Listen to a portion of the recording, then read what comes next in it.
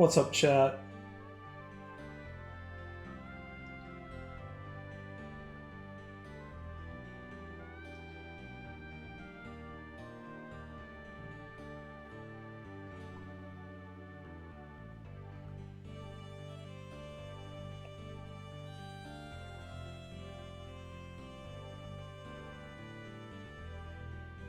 Oh.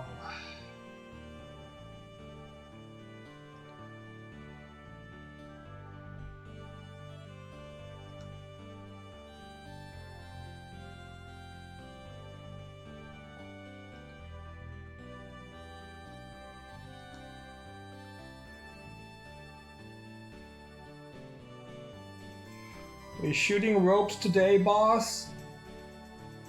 I heard about, there's like a popular rock climbing location in Japan in the 60s that they opened up, and, like, a rock climbing dude just like straight up died attached to the rope, so his body was fucking hanging there, and they couldn't recover it, so they got the SDF force to show up and try and shoot the rope. And they had like 30 people shooting at the fucking rope for a long period of time, and it never worked, and the body never dropped, so they just left it there. A reminder to don't go and climb the fucking mountain. It's just a bad idea. Metal. It also made me think that I bet if the Navy SEALs were there, they would be able to shoot it down, but this is the Japanese SDF force in like the 60s and stuff like that, so they weren't as prepared for shooting short ropes and stuff.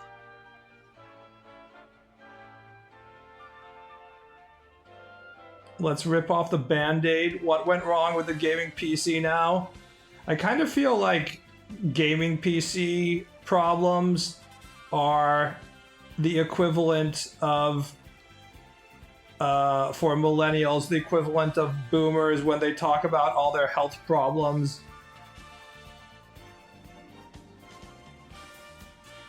When my boomer parents get together, the only thing they like, the thing they like talking about more than anything, more than politics, more than anything in their life, is talking about the various health issues they have. What joints hurt, etc. Why do the old people like talking about their different sicknesses so much? It can't be that interesting, but to them it is. The millennial and Gen Z gamer, when you're like, yes, I have a gaming PC, but I'm having performance issues. They're like, oh, tell me about your card. I also have performance issues. What is ailing your gaming PC? How fascinating.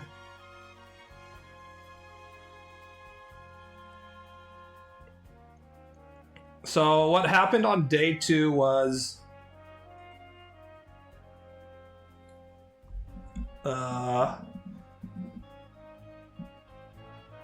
you know how I constantly click on this fucking thing, the MSI Center, and this shows up the hardware monitoring, and I can see my CPU usage and GPU usage in this very handy dandy circular graph, and click on free up memory and whatever.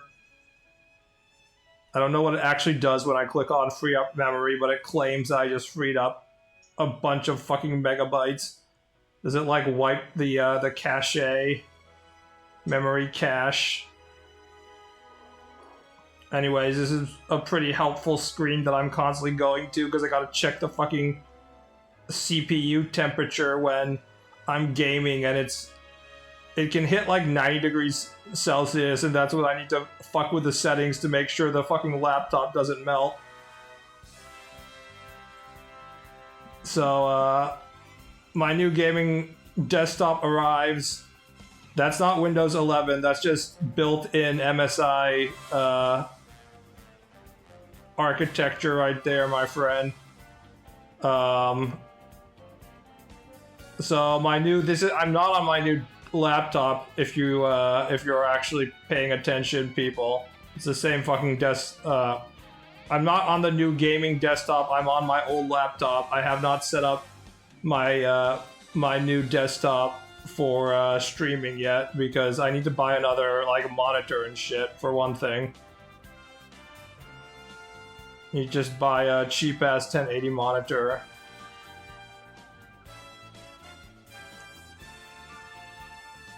Restarting your PC does that normally. Restarting my PC does what? Reset my fucking memory cache? I'm not gonna fucking restart my PC every single time I'm using too much memory. What the fuck are you talking about? That's not a solution for anything.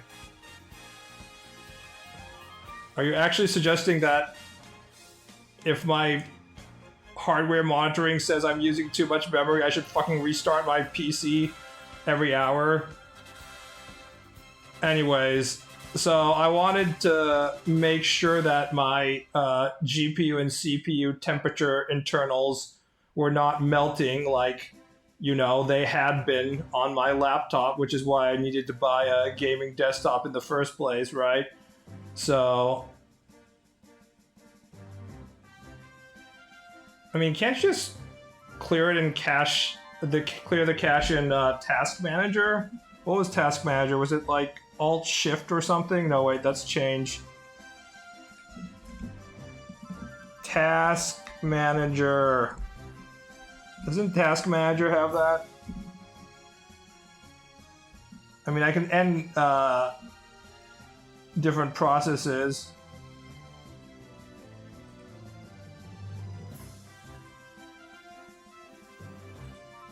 Memory.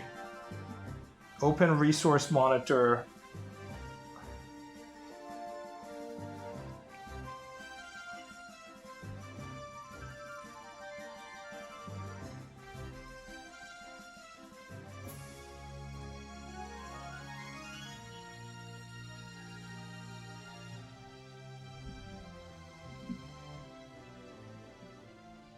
Oh my god, Constrictor, shut the fuck up.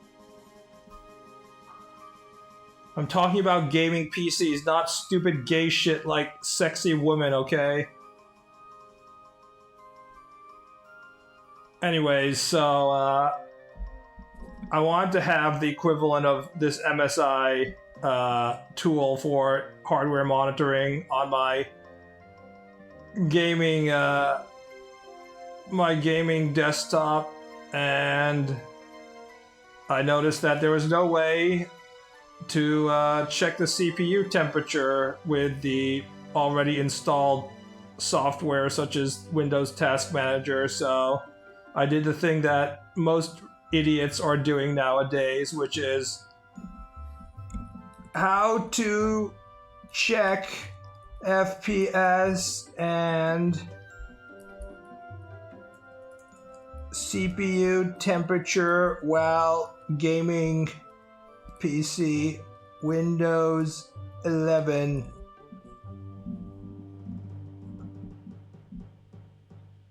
Use MSI Afterburner paired with Riva Tuner Statistics RTSS. This free combination places a customizable live overlay in the corner of your screen during any game. Sounds like a great idea, AI Overview. If people on the internet on Quora are saying that's a good idea, I'm sure that's a extremely safe, perfectly fine way in which I can monitor my CPU and GPU that everybody is using.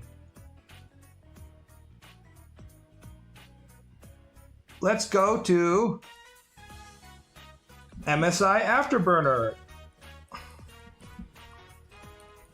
What does it do? It's a free utility software used to tune, monitor, and overclock graphics cards from almost any brand, not just MSI.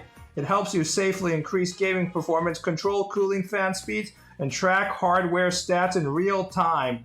Wow, safely increase gaming performance? That's exactly what I want to do. Thank you, Reddit. I'm sure Reddit r/PC Master Race would never fuck with me and ask me to install this piece of shit. It's reliable, works on any card, even non-MSI! Exclamation point. Gives you complete control, lets you monitor your hardware real time, and best of all, it's completely free. Wow, I'm sure Taiwan's premier chip maker wouldn't give me fucking software that will brick my fucking computer, am I right? Ha ha ha. So I installed it. Fucking LMAO. And it was actually working just fine while I was, while the computer was on. And then I turned off the computer to go and do some shit. And when I tried to turn it back off again, on startup, it was giving me Windows error, I forgot the specific term, boot disk error.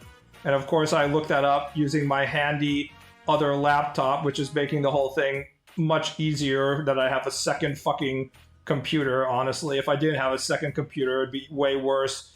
But I have a second computer to check this shit as it was failing. And it's like, oh, it looks like your fucking computer doesn't know where to load its, you know, shit from. And I'm like, oh, that doesn't sound good at all. So, long story short, although it's already a long story even at this point, I tried different fixes with, you know, Windows diagnostic while I was repeatedly getting black screens, but I was just going through a loop of being like, sorry, we can't load. Let's restart. Sorry, we can't load. And eventually I was able to just be like, fucking Christ, and factory reset the whole thing. And I just like downloaded an entire new copy of Windows 11 and reset everything. And that took in like an hour, of course. And no more MSI Afterburner on it, so it did not, you know, fucking brick itself this time. I'm pretty sure, like, I can't say for sure it was this MSI monitoring software that was causing this, but I'd say I'm about 90% sure. The only other things I had installed at that point were WaterFox and Steam, so I'm pretty confident that it was this overclocking utility. Norton should already be a red flag. Unfortunately, Norton comes pre-installed on the goddamn PC, and I haven't been, you know, energetic enough to take the steps to get it off my fucking computer yet, but I probably should at this point, right? How immediately should I try and remove Norton antivirus from my computer? What level of disastrous failure could Norton antivirus possibly cause on my computer, he asked. Surely this anti-malware software will not cause problems that are worse than the malware it claims to be preventing. Clueless. Nuke Norton because that alone causes its own issues with everything. Yeah. I'm surprised Microsoft let Norton in. I think they've convinced the company that builds the gaming PC that, you know, they are a positive influence on the computer that you are building instead of basically demon spawn from hell.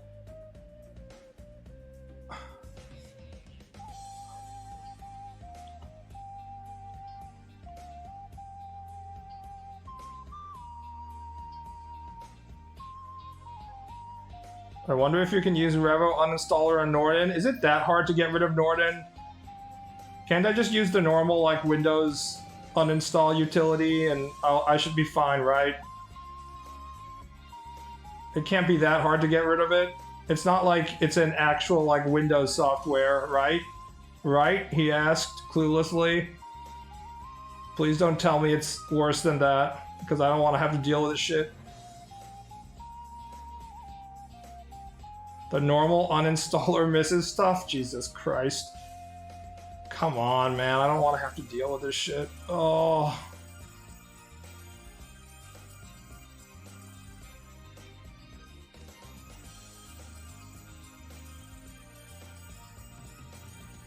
It's so funny how like 90% of people's PC experiences regarding cybersecurity is just trying to figure out ways to get rid of the cybersecurity software and prevent Windows from automatically updating with their shitty updates that brick their own PC. And like only 1 out of 10 issues is caused by like Russian hackers and shit. Everything else is just caused by the either Microsoft or Norton antivirus. Like, how often do you actually hear anybody be like, yeah, I got my computer hacked? Like, never. How often do you hear people be like, yeah, I wasn't paying attention and I let Windows update the fucking computer and now I'm fucked. All of my drivers are melting. I wasn't paying attention and I had auto update on. It's my own fault. I let Microsoft into the Microsoft system. It was expected that it would fuck everything up.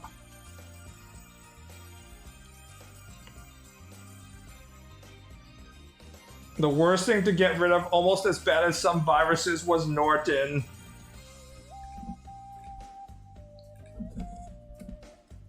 How to completely get rid of Norton antivirus from Windows 11.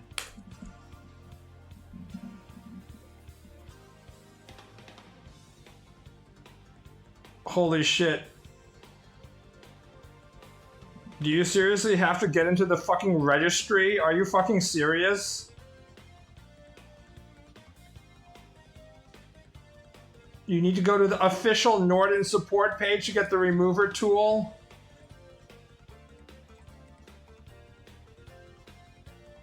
I have to go to Norton to uninstall Norton? Am I really gonna trust fucking Norton?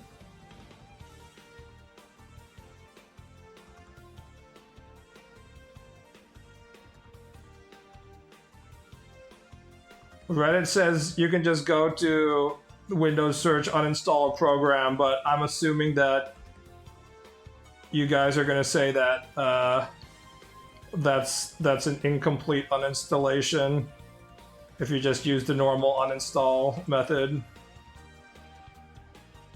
It has kernel access. There's no other way than using CMD. Jesus Christ, man. I have to be the fucking hacker dude in every heist movement movie being like, I'm hacking into the mainframe right now! Just to get rid of the goddamn antivirus software.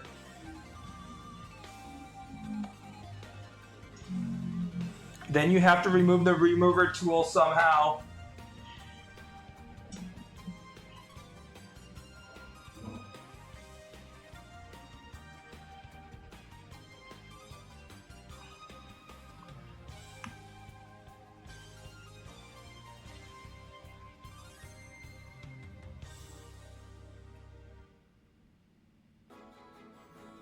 It would never fail.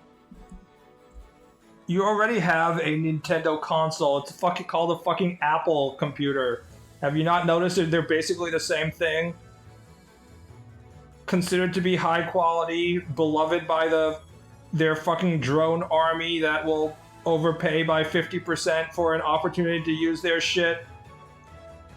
Running on their reputation from years in the past, but their recent stuff is actually pretty shitty.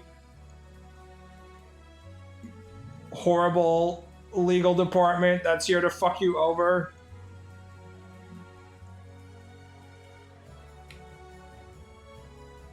Like, they're basically the same company. It's just that one makes their computers out of like extremely shiny titanium and charges extra $3,000 for it, and the other makes their shit out of cardboard. But besides that, they're basically the same.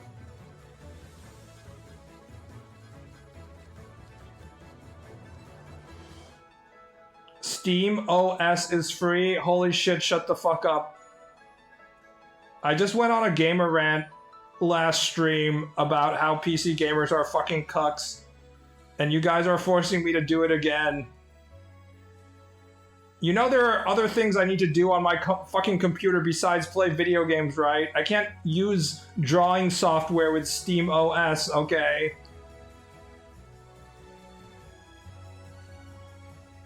If there was an option besides using goddamn Windows, then I would be using it, but there clearly isn't.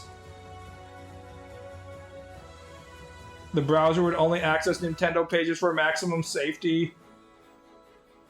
Yes, and you'd be forced to pay extra money to use it. You can, it's just Linux. Who here in chat actually is using Linux and using Clip Studio Paint inside Linux?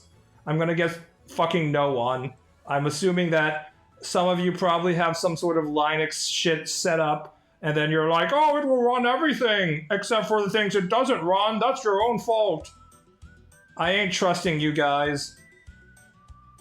I watched a easy setup for Clip Studio Paint video the other day when I was dealing with the shittiness of Windows 11, and this person claiming it was an easy setup had like a fucking 11-minute video where it's like, okay, now you click this, now you type this into this, now you install this, you install wine, then you install bottle. What is all these fucking names for shit? You gotta install mint and wine and bottle and steak and condom. All the things that you like.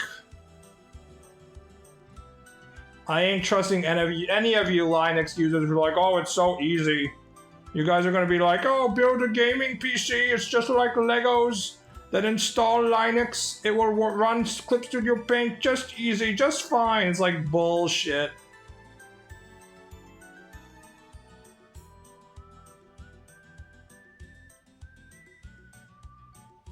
No one, because they're probably using Krita? Yes, and how many of you people are professional fucking artists who are in the Japanese drawing environment who are probably going to have to deal with other professional artists or editors who are used to using Clip Studio Paint, the industry standard for making manga? How many of you are doing that? None, because you're all fucking casuals, that's why. And you don't have to send these fucking files to the goddamn publisher, so... Yeah, we ain't using Krita and we ain't using Linux, okay?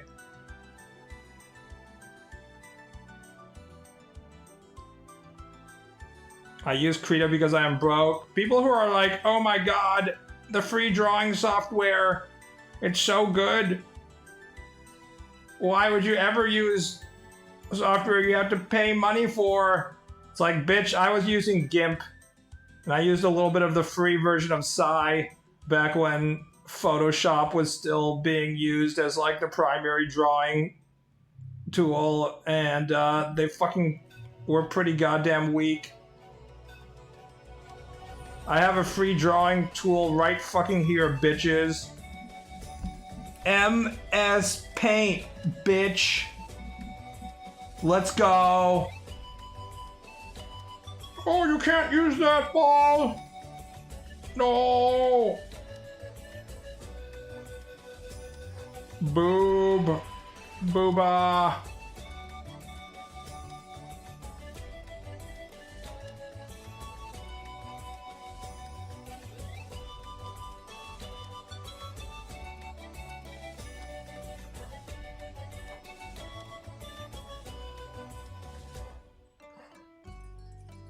Look how soulful that is, guys.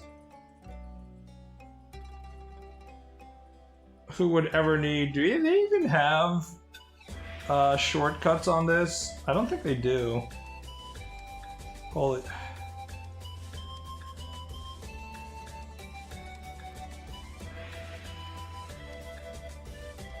People are using Blender Grease Pen to draw nowadays. Why should I even use drawing software where instead I could just pull down my pants, poop on the floor, and just use my own shit and piss and draw a masterpiece? I'll draw Jesus using my own shit and piss. It'll be worth billions of dollars as I expose the lies of our modern era.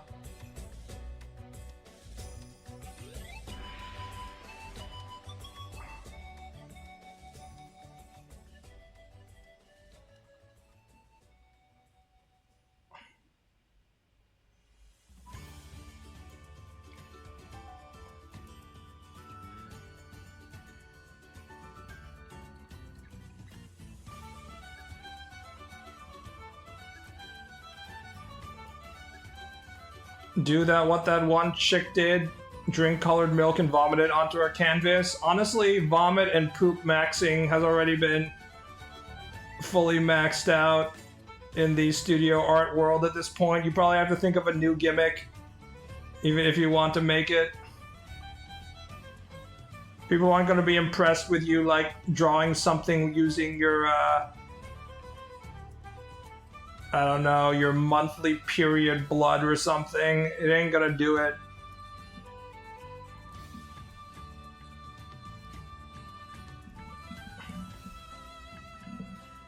Duct tape and banana has also been tapped, yes. I knew studio art was fully tapped when stupid Banksy made his stupid portrait with the stupid shredding machine attached to the, what do you call it? The, shit, I'm blocking. The outside of the portrait. What the fuck do they call it? The frame. He had the frame portrait set up so that it was a shredding machine. And then, while they were auctioning it off, it activated and shredded his priceless artwork. And the auctioneer was like freaking out, but to this day I don't know if they were just faking it or not. Like, did they really not recognize that there was a shredding machine combined with the portrait, or not the portrait, but the artwork? I'm pretty skeptical about that. I'm pretty sure whatever auction location would inspect the frame of a painting that's gonna be worth millions of dollars or whatever before they put it on auction. In fact, I think that most art galleries would like even consider changing the frame itself, depending on like the lighting and shit like that. So I'm pretty sure that the gallery was fully in on the whole bit, and they're like, "Oh my god, it's being destroyed! Oh!" And then later it was resold for a higher price because of the whole performance art aspect of the whole thing. And I'm just like, God, fuck this stupid industry. It's just all... It's all fucking money laundering and just bullshit.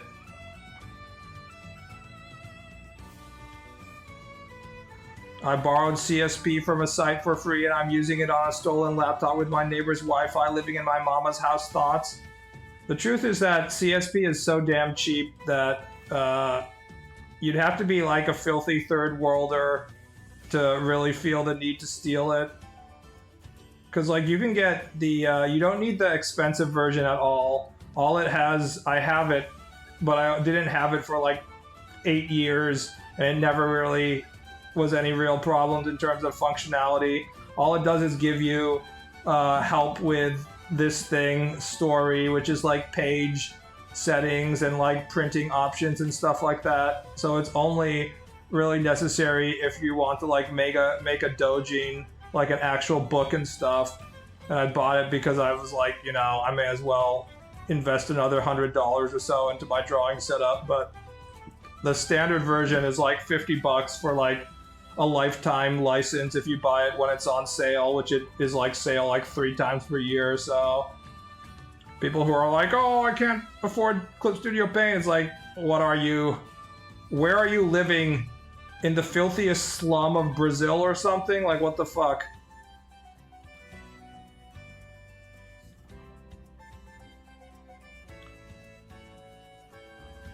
Do they cancel the auction in that case and redo it? Probably, yeah.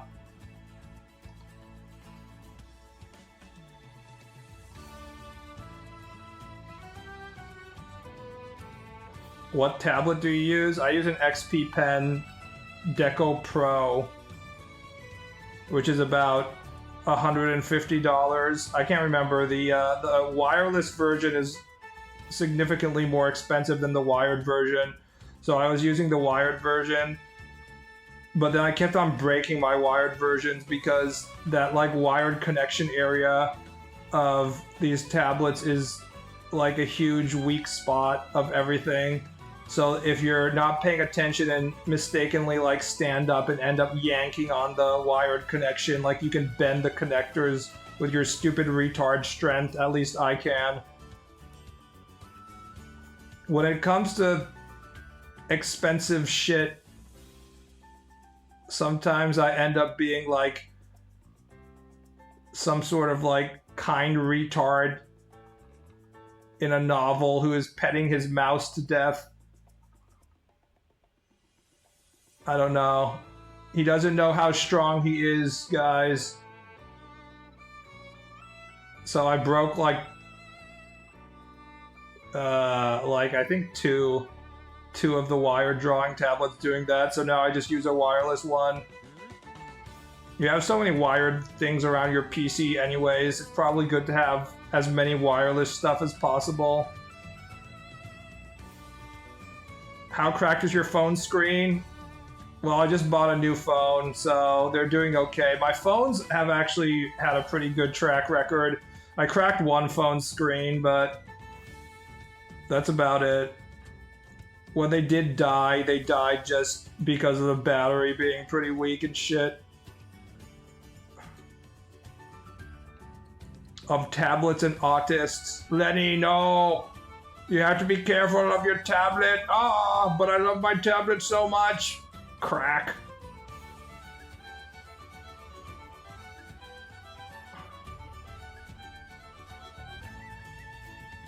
What the heck happened to your desktop now? My desktop it's sitting there, not being used for streaming because I haven't set up Clip Studio Paint and the streaming setup. I need to buy a second monitor if I want to stream because I need to have a second monitor for like checking shit and making sure that if I bring up a internet page, it's not like displaying my social security number on the fucking stream, you know?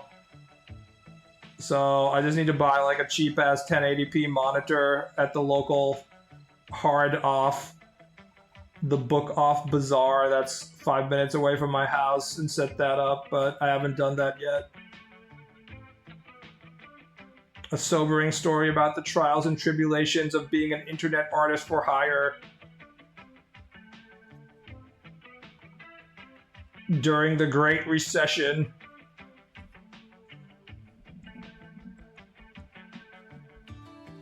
I haven't actually read Of Mice and Men. I feel like you either read Steinbeck in high school or you don't read it at all. If you're not getting like Grapes of Wrath or something in your reading list in high school, like who the fuck's picking it up? I guess there's all these people who have to commute in their Los Angeles traffic every day and they need like every audiobook they can get, so maybe people consume it like that.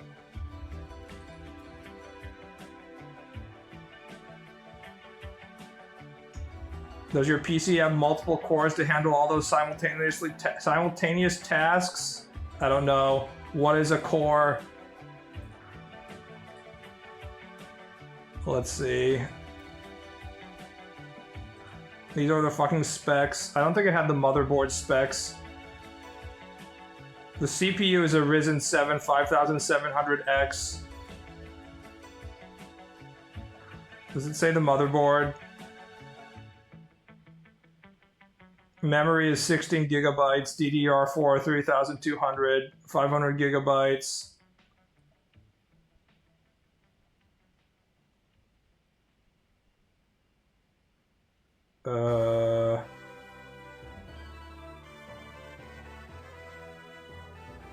Yeah, it says security soft, Norton 360 standard 30-day install.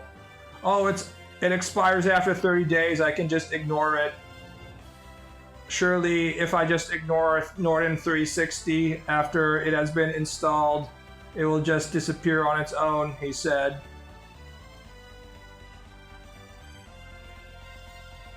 The motherboard is AMD B550 chipset micro ATX.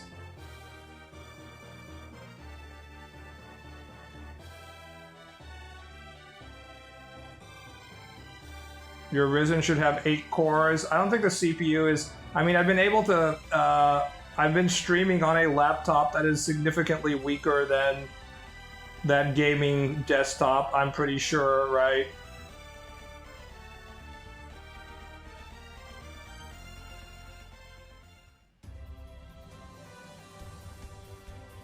I mean, my current laptop is handling streaming just fine, and what is the CPU here?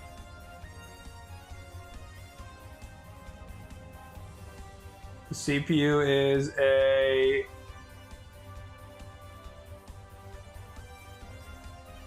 AMD Ryzen 7 5800H.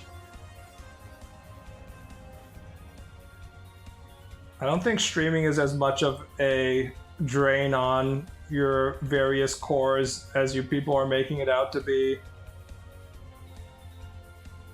Like, I'm streaming right now and, well, my CPU temperature is hitting 83, so... But it is a laptop, so who knows what percentage of it is the fact that it's trapped inside a tiny plastic box, and what percentage of it is because it's being, like, you know, overworked.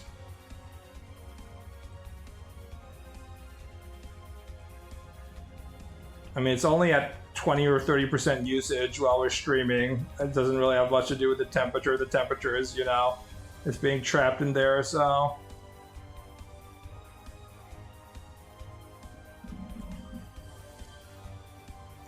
Anyway, so to further test out my gaming PC, I downloaded Neo 3, the demo, because Neo 3 was the game in which I was like, shit, I guess I can't play this on my laptop. My laptop had been handling most of the PC gaming I was forcing on it until that point, but I wasn't forcing anything that hard on it. That's the thing. But I tried to do a modern game. I was like, can I play Neo 3 if I lower all the settings to its minimum? And it fucking would bug out in the, it would just straight up crash. It would run for a little bit, and then it would just, like, all the topography and the ground would just become crap and just, it would die. So I was like, okay, yeah, we can't run this on my laptop. Full stop, no matter how low those settings are. Do you have it in one of those rigs that lift the backside of the PC to deal with the heat? Yeah, it's like a cheap-ass, you know, Chinese, the things that have the fans on in the back, right? Yeah, I bought one of those, and I tested it with the fans on, the external fans on, and without them, and it doesn't make much difference if the fans are on or not. So I just have it elevated, because I'm doing this on my bed.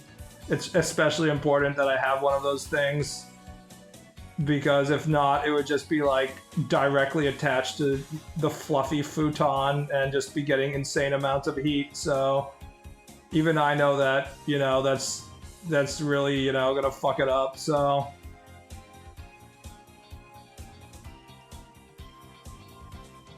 I do have it elevated at least.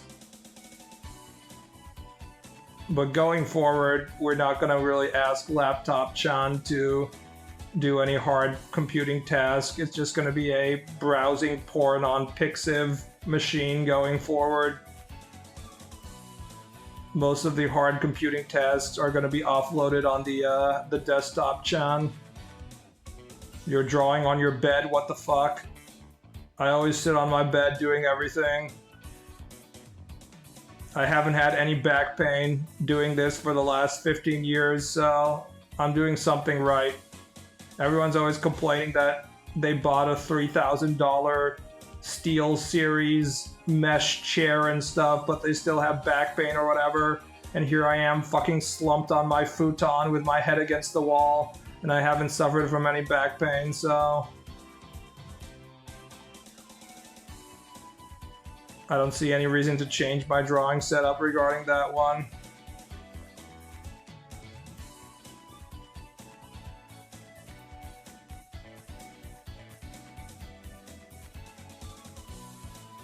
You also go to the gym. I was going to the gym super hard last night. I finally started doing like actual strength training and doing like proper squats and stuff.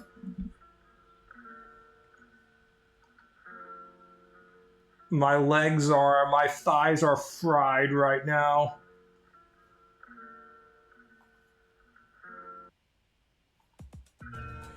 The thing about squats is, because it's that whole standing up motion, it also works on your core strength at the same time as like your leg strength as well. So it helps in all sorts of departments. We should all do more squats, guys. I only recently started squatting since I got to Japan, and I can feel that it's had a very positive effect on my body. Just do body weight squats, guys. It will solve a lot of your problems. That's a pro tip.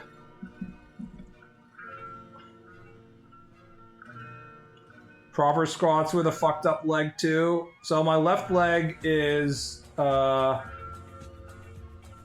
it's significantly thinner than my right leg because I have this weird neurological condition that causes it to have like too much electrical energy in it, and thus it doesn't respond as quickly as my right leg, which means that if I'm not getting enough sleep and stuff, my left leg kind of drags, and that affects the way I like run and shit like that. So to counter this, I have been doing body weight squats, and now that I have access to a gym, I can do Bulgarian squats, which is where it's basically one-legged squats using one of the benches. You put your other leg on the bench, and then you just kind of like bend, and then so I've been working my left leg only a lot. Was 3 hours of sleep enough? Yeah, I sleep during the day, so it doesn't matter if I'm up till like 5 in the morning and streaming at 8 a.m.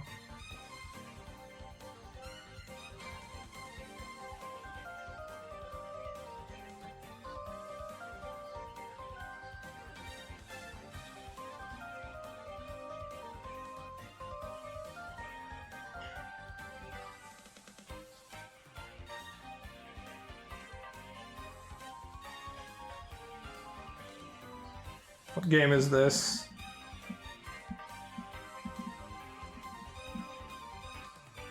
Oh, it's Ease. Interesting. There's still a lot of JRPGs that I have not played now that I look at this list.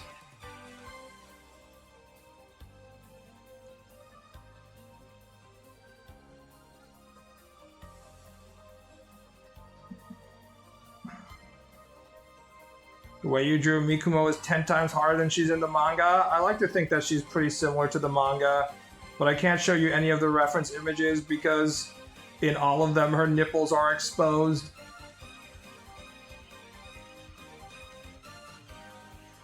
I had to reduce the size of Shigure's titties because I had them like about the size of her head, and they're about the size of her face. They're still a little bit larger than they are in the manga, but I figure when you draw shit on the internet, you make the boobs about 15% larger, but not 30%. That's too much.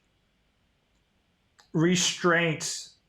Restraint is the better part of valor when it comes to, you know, drawing titties.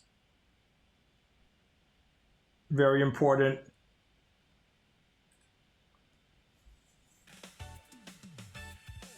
She has the most powerful nips of all the girls. You'd think that instead of battle damage, it's the power of her nipples just like coming from inside. I'm gonna put more nipple detail on this. I was repositioning the boobs, so I erased the nipples, but I'm gonna have to figure out how I want to draw the nipples.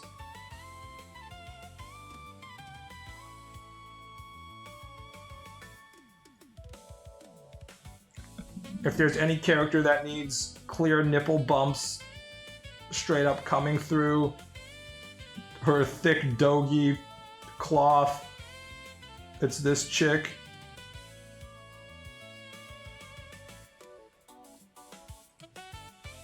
Power inside the nipples. If you go on the internet and look for any images of Mikumo, like half of them are her in like a fighting stance with her nipples like exploding out of her shirt. I don't know what's going on there, but the way it looks, it's like her nipples are too hard and the fabric can't hold because the nipples are like diamond hard and they're just going through the cloth.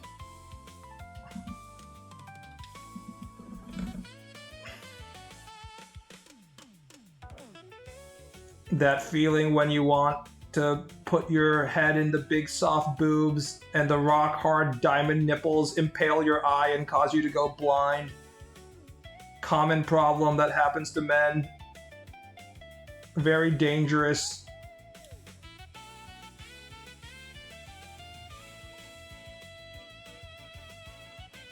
Don't go boob diving if you're not prepared. You have to wear your proper safety glasses, guys, or the nipples can poke your eyes out.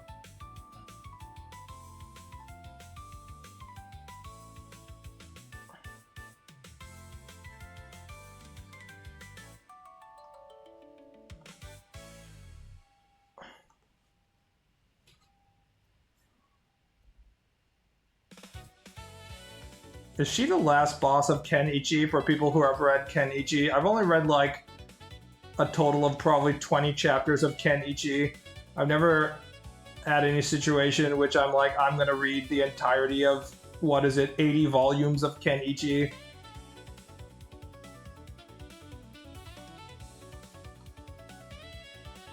All I know is that approximately every 10 pages there's a woman with like rock hard titties and nipples and a fat ass showing up.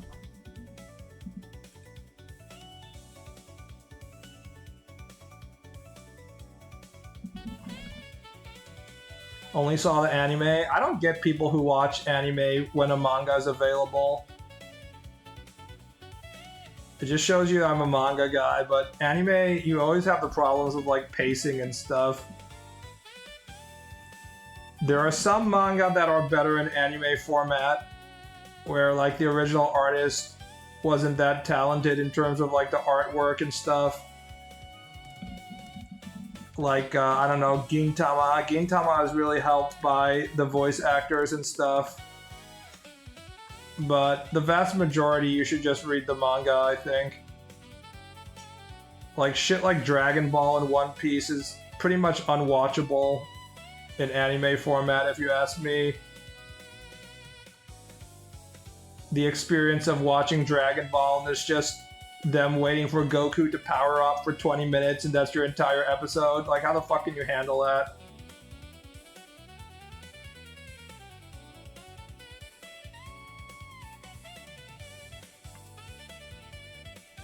Usually the manga artist is more talented than the animators in the weekly anime. Unless it's like the movie version, the artwork is usually superior in the manga, so you're usually getting lower quality artwork. So unless it's something that really benefits from voice acting and music and stuff, it usually isn't worth your time. Same way how sports fans handle sports commentary. Yeah, true that sports fans have to wait like 40 minutes for the goddamn thing to start. I was watching the International last night, and the commentators, they have to hold a solid like 20 minutes of conversation between each match, or each game, I guess is how I should put it, while the teams go into the back and debate which carry they should draft next and stuff like that. And me being autistic, of course, after a while I'm just like, fuck this shit. Shut the fuck up, I can't listen to you people talking anymore, this sucks.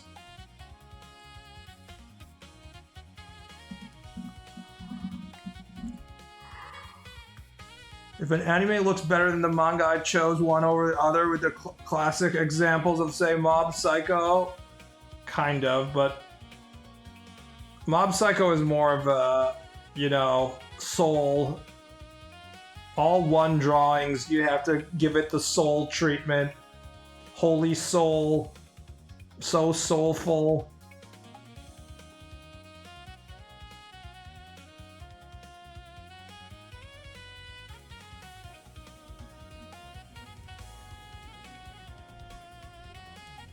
In general, the better the manga is, but the better the source material is, the worse the anime is in comparison to the source material.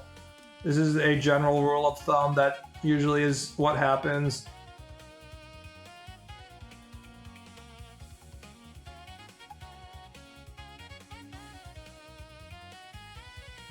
You have some cases like Demon Slayer in which both are pretty good, but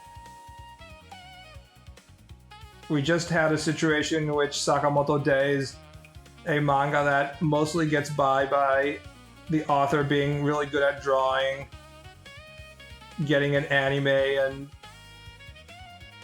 despite it being an anime that's going to be entirely about combat action and stuff, the animation wasn't good enough, and as a result, it looked really, really bad. And the author himself was kind of publicly getting depressed because his anime was so bad.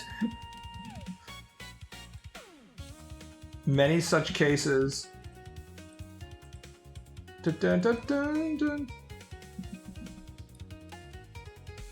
K-On! Anime is such a masterpiece and the manga is pretty meh. Well, that's different. I'm talking about like story manga, not 4-koma manga. Any anime that is based on cute girls doing cute thing content is a different matter. That is stuff that benefits a lot from having voice acting, especially if it's fucking KyoAni animating it, one of the best animation studios out there, but just in general. Things that are entirely reliant on the cuteness of the females in it are going to be better in anime format in general, because Japan has a lot of very talented voice actresses and they can really increase the cuteness of the female character by a solid like 40%.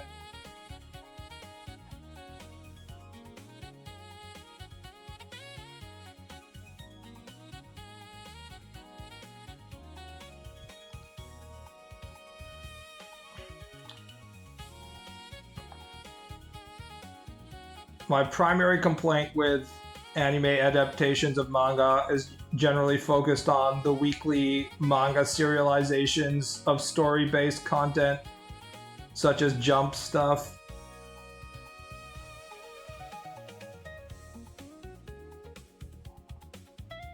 You do not want to be consuming One Piece in the anime format. You do not. And that's not even counting the joy of having 4 kids changing a gun into like a lollipop.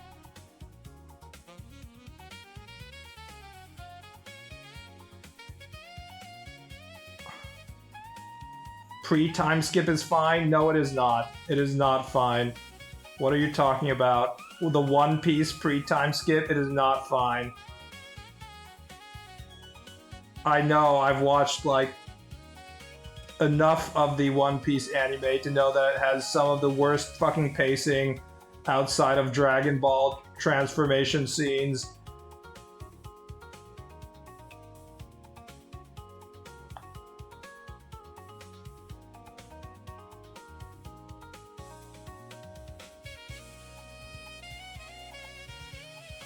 Why would you go out of your way to watch that shit when you could just read the manga?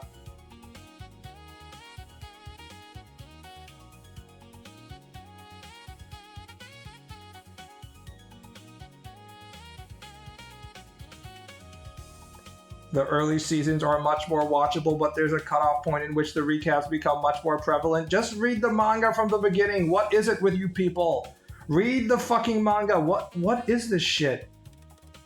Instead of wasting how many fucking hours is the One Piece anime?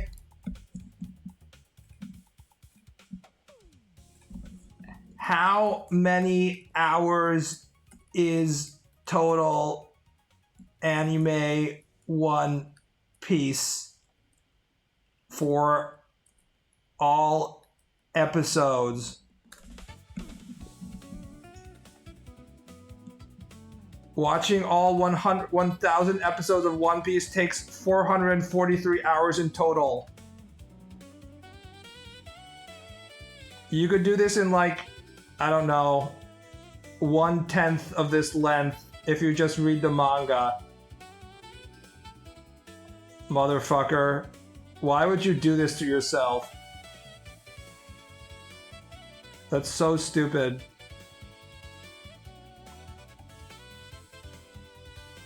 I honestly feel like I'm having a conversation with someone who's like, yeah, I could read Lord of the Rings, but I think I'm gonna watch season 3 of Rings of Power instead. It's like, why? Why, you dumbass? Why would you do that?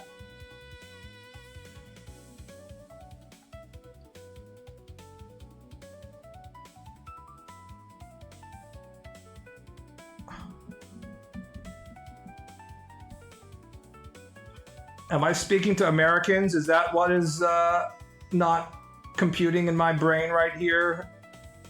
Is this just like standard American behavior where Americans are like, yes, reading? No thanks. If I see text on screen, my brain has already turned off.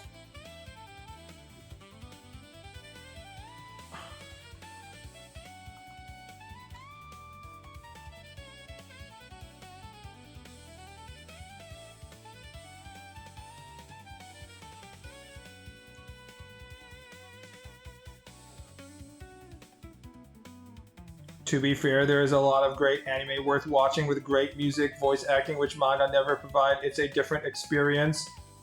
Yeah, but then a lot of them have extreme pacing issues where they have to cram the manga into a time slot in which it was never meant to fit in, whether it's they have to cut content or increase the amount of content and drag it out, or etc, etc. There's a few things that benefit greatly from being an anime format, but only a few, I would say. In the vast majority of things, if there's a manga, you should be reading the manga. At least audiobooks exist. I can't tell if you people are just fucking with me. Are you guys like literally, you have so, literally, I'm using, fucking Christ. Are you guys so bad at reading at this point that you can't just read a fucking book? A book with pictures that you can flip through very quickly?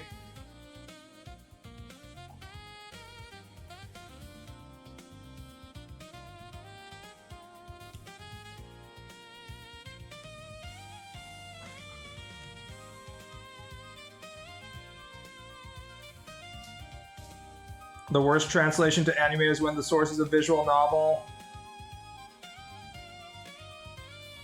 Rom-com visual novel that is 30 volumes long, translated to 13-episode anime is common setup, of course.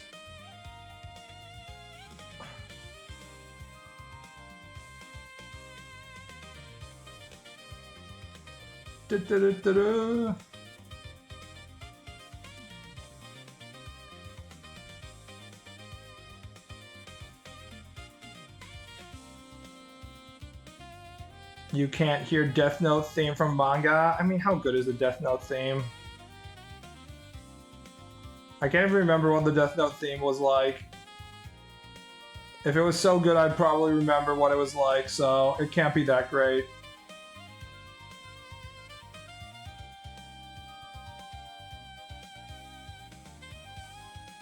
The Muv-Luv anime is so bad. The only reason I would want to consume Muv-Luv in the first place is to watch the alternate girls in their skin-tight bodysuits getting their brains be eaten by the alien invaders, while they also get fucked with the gigantic alien penises. That doesn't happen nearly enough in the Muv-Luv alternative. Just saying that, you know, just putting it out there. Not enough alien rape. I know, controversial opinion that I don't think anyone would expect me to say, but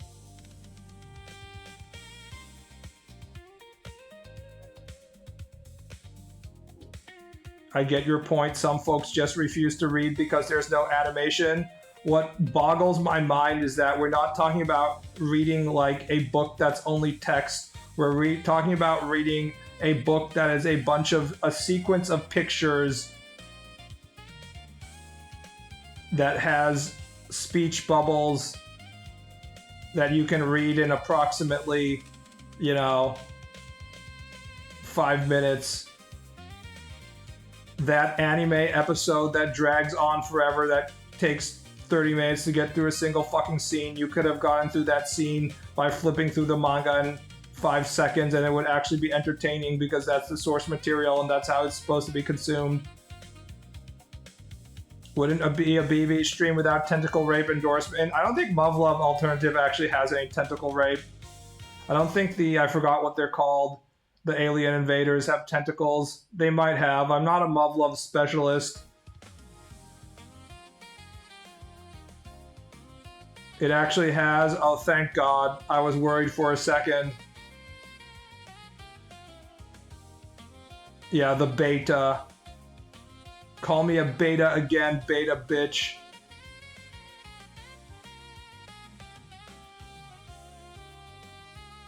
They'll say there's no color in manga.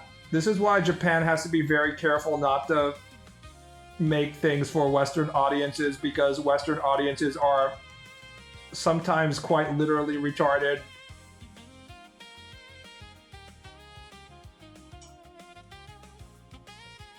They'll be like, this book, we have noticed as American consumers that this book has words in it that we have to read on a page. Perhaps you could change this into a podcast or a TikTok stream.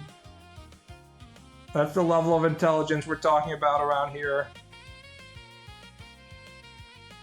We must color the manga in its entirety. Also, we should flip it from gotta mirror all the pages, because Americans will be too fucking stupid to read from right to left. At least they've abandoned that practice.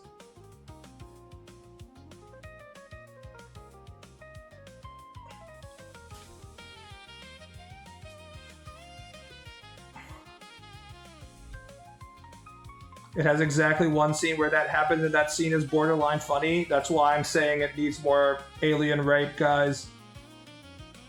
If I want a eroge visual novel that involves a horrific aliens invading Earth, and I only get one scene in which women are getting raped by the aliens, that's not enough alien rape. I'm just gonna point this out.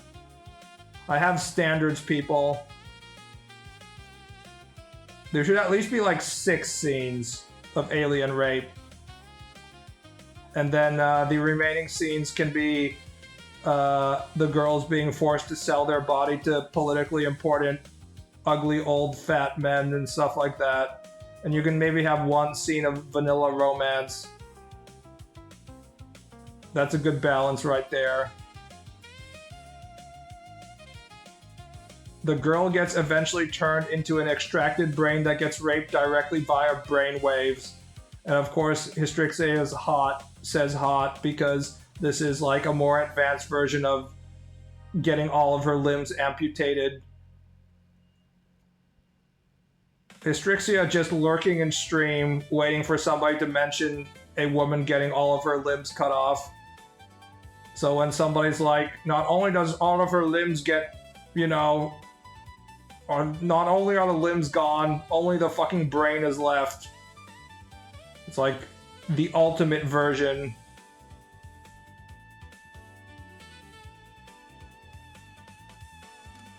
I remember in Tokyo Pop used to do that shit. Tokyo Pop was quite a time, wasn't it? The Zoomies don't know about Tokyo Pop.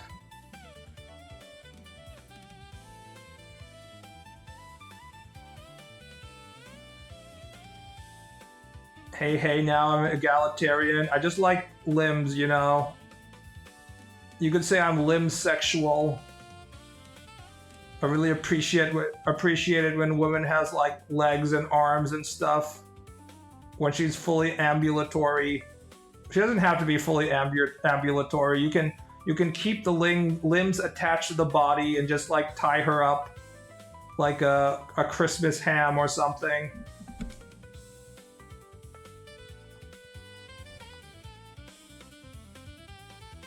Men deserve to have their limbs removed too. What if she is only a limb? Now we're getting into Addams Family's sexual fetishes. What if she's just a hand that runs around on the floor like a spider, huh? You wouldn't fuck a female hand now, would you? He said, clueless that people will jack off to female hand.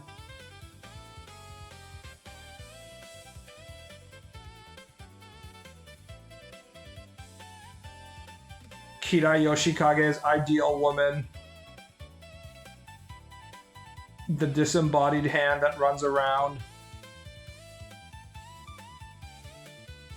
Although that might be too much freedom for Kira Yoshikage if he got like the female hand version of the Addams Family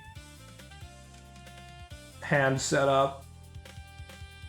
I think he just wants to keep women in like their beautiful state, and that is their hands, but I don't think he wants the hands to actually be like autonomous.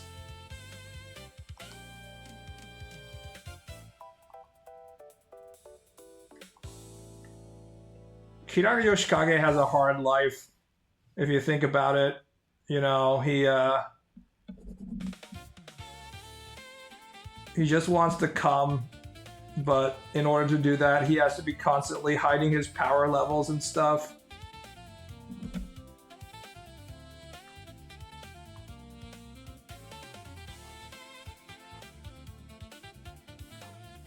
Dude just wants to have a normal, quiet life in which he gets to murder women.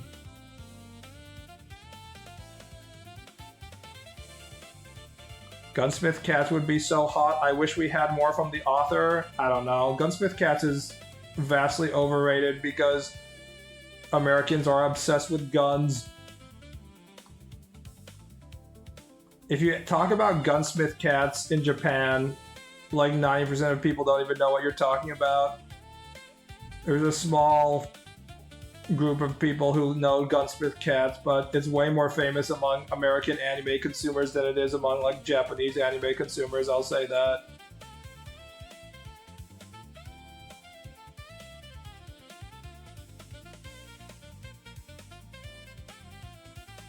It ain't easy being a hand gooner. I don't know, I think it's better to be a hand gooner than be a foot gooner. Not only are hands exposed way more than feet, your presence as a hand gooner isn't as famous as the foot fetishist at this point. So you can probably hide it more when you ask your favorite female streamer to have like a separate hand cam. You can be like, oh yeah, you're so skilled at this video game. Can you put in a hand cam so I can see like your hand movement, so I can see like how you're controlling the gamepad or something like that. They're like, yeah, sure. Little does she know that you're masturbating to her hands, you know? Wow, I guess being into feet is a bad thing now. It was always a bad thing. I know. The foot coomers are like, that's not true. No, it was always a bad thing. Remember when it turned out that Rex Ryan had like 100 gigs of foot porn of his wife on his phone or computer or something? NFL coach Rex Ryan. Nobody was like, bravo. They were just like, well, I guess it's their marital relationship, so they're free to do what they want. But nobody was like, Bravo, sir! Clap, clap, clap. He is coming to his wife's feet. Truly an admirable person that I want to be coaching my NFL team.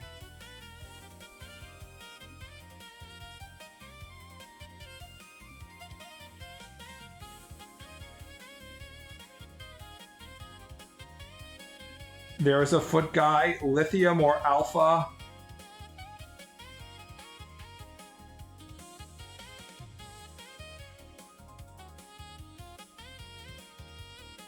Alpha was the unhinged one, only person I straight up yelled at on the server. Apparently foot fetish is the most common fetish. That's what my sociology professor told me.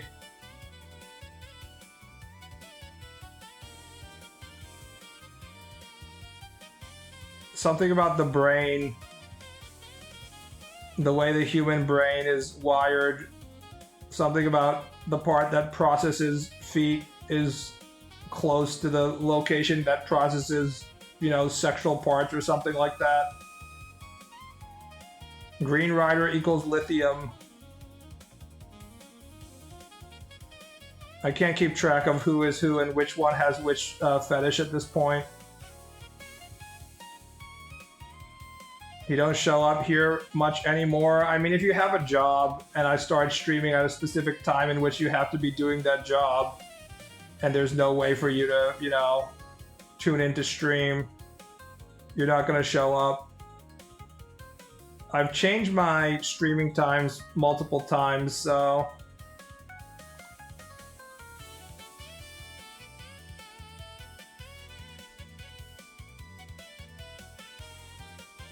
They say that 30% of people have foot or foot-adjacent fetish.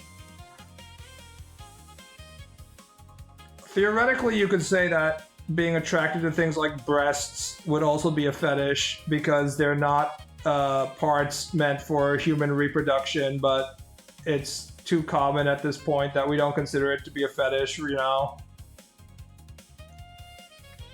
The definition of a fetish is having sexual attraction to something that you're not supposed to, that's not really related to sexual reproduction. So from a purely definition standpoint, just being like, I like the big booba, it makes my pee-pee hard, that alone should be considered a fetish, but we don't consider it that way. Anything besides wanting to stick your cock inside the female reproductive organ would be some kind of a fetish.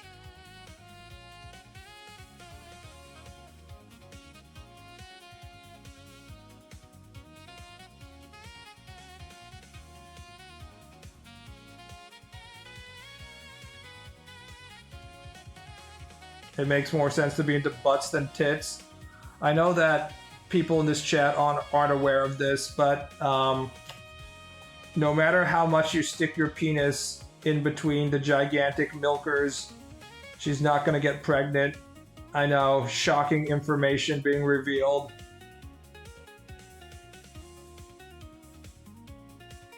But the boobs usually don't come into play in terms of having kids until after it's born.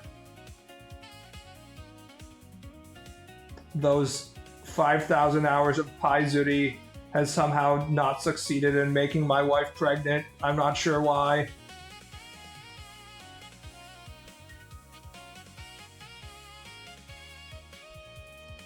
How can this be?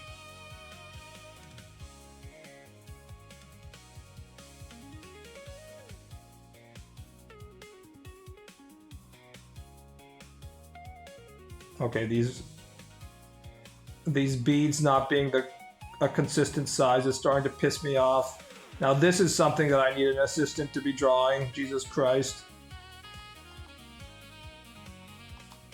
I don't want to be spending time drawing these fucking balls around her neck.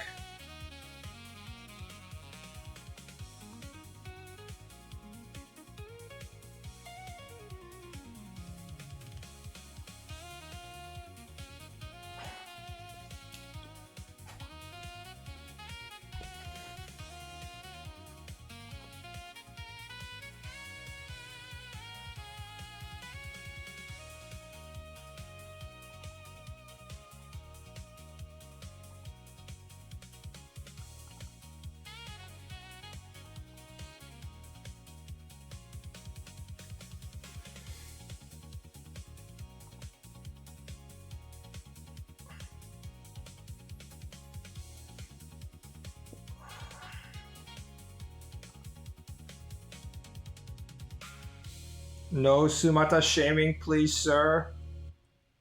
I like when the hentai involves Sumata and she's like, make sure you don't insert your cock 1 inch northward and mistakenly stick it inside my vagina. That would be a mistake. And he's like, don't worry. Trust me, One-chan. I promise I will not mistakenly slip my cock upward and stick it inside you. Pinky swear, 100%. And they're like, he seemed legit. He will just rub his penis along the outer folds of my sexual reproductive organ, but not stick it inside. That's a trustworthy lad right there, boys. It's definitely not going inside at any point.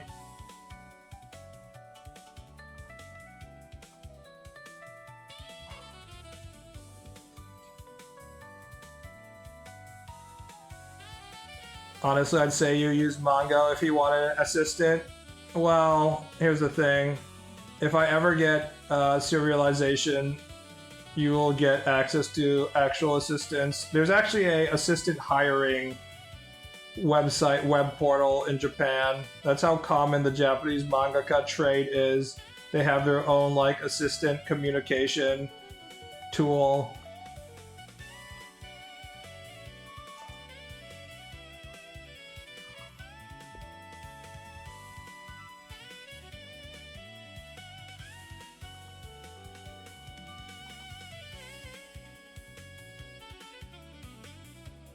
For those of you who don't know, besides the assistant finding tool, there's also a web portal for finding a editor that you can just put like 5 or 6 pages of comics up, and then a bunch of professional editors who are constantly trying to find new talent will just check it and be like, I'll be your editor.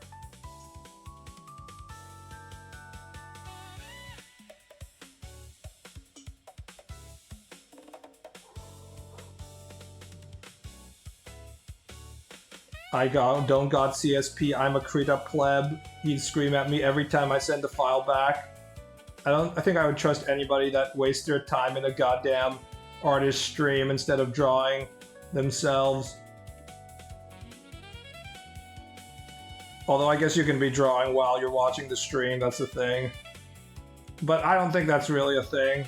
I was watching a different mangaka stream last night and I realized I wasn't drawing anything. If you do anything in stream, it means you're probably not making any progress. Although I can afford it. I mean, it's literally like $50.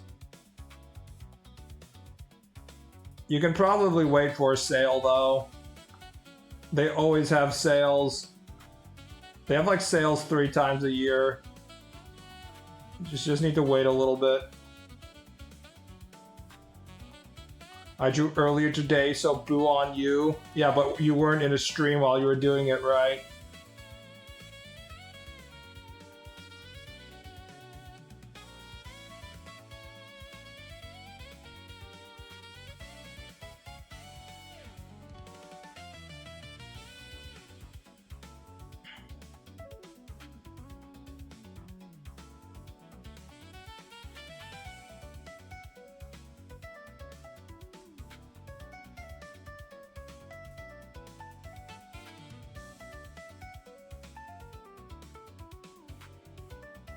I'm not as ballsy as you. When I'm watching streams, I don't get anything fucking done.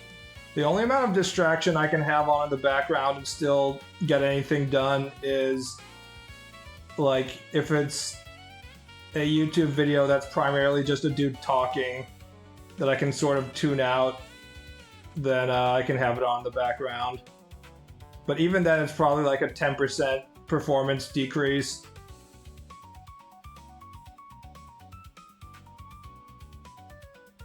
Multitasking is a lie. People can't actually multitask. We just convince ourselves that because it's too boring to be 100% focused on something.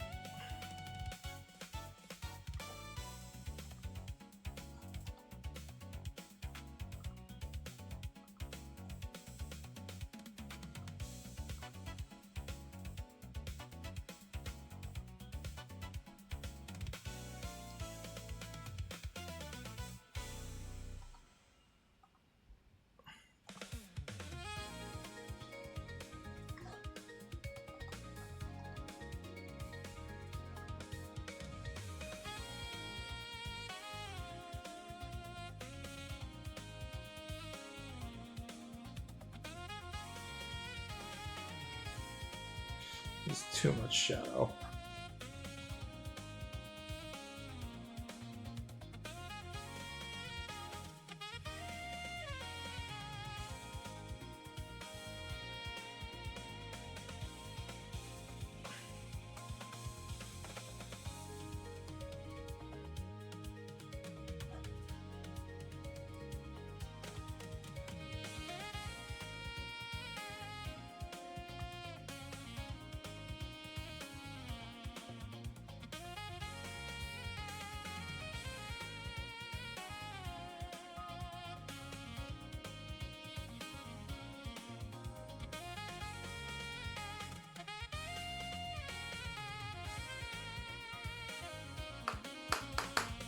Ugh.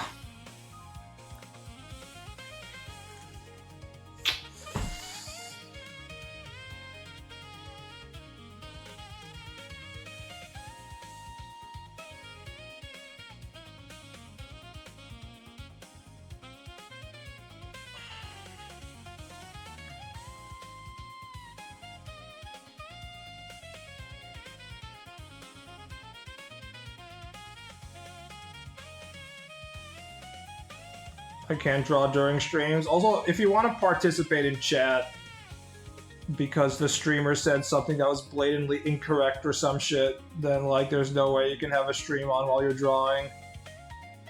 You have to fucking stop drawing every 5 seconds to type into chat to tell them that their opinion is wrong.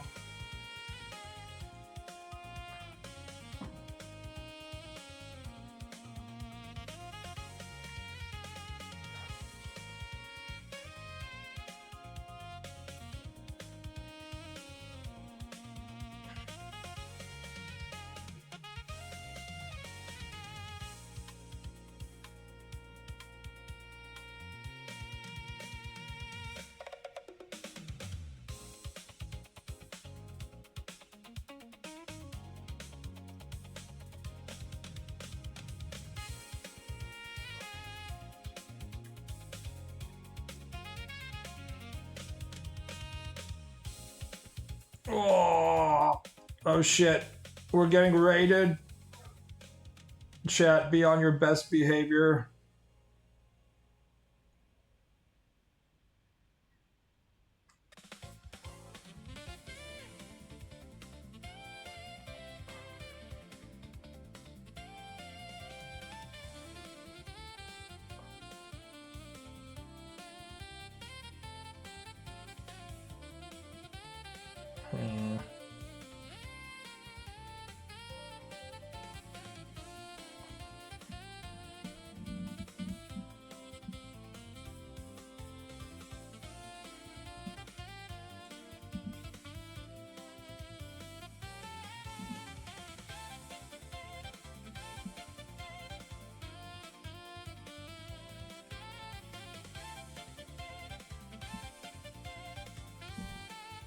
Oh, goddamn! My air conditioning it's on pretty hard, but I'm not feeling it.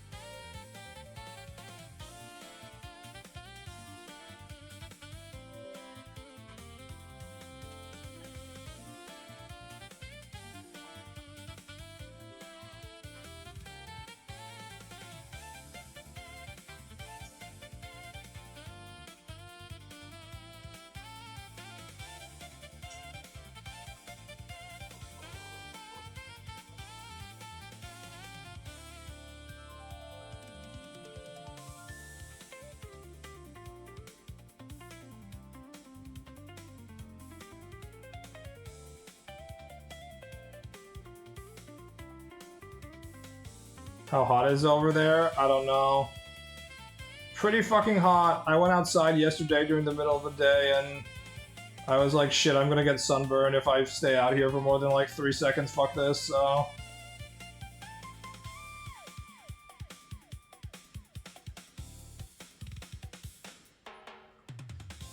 Are you melting yet? In general, summer this this year has been pretty enjoyable because I don't have to deal with my mother's being like, you're not allowed to turn on the air conditioning, which was like my eternal struggle, is trying to convince my mother that because it was 9 degrees Fahrenheit, it would be nice if we actually use the air conditioning that we have installed in the house. Pretty hard to convince her to do that.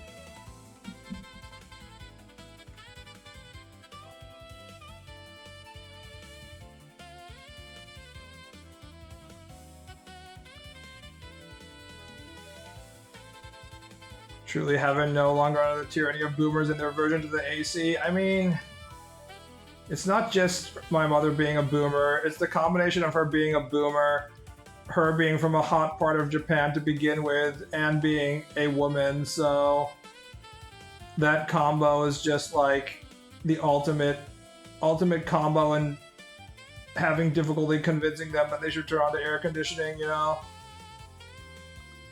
When old people say they're not hot and they're cold, they mean it. When you just have a lot less, you know, muscles in your body that aren't generating a bunch of heat.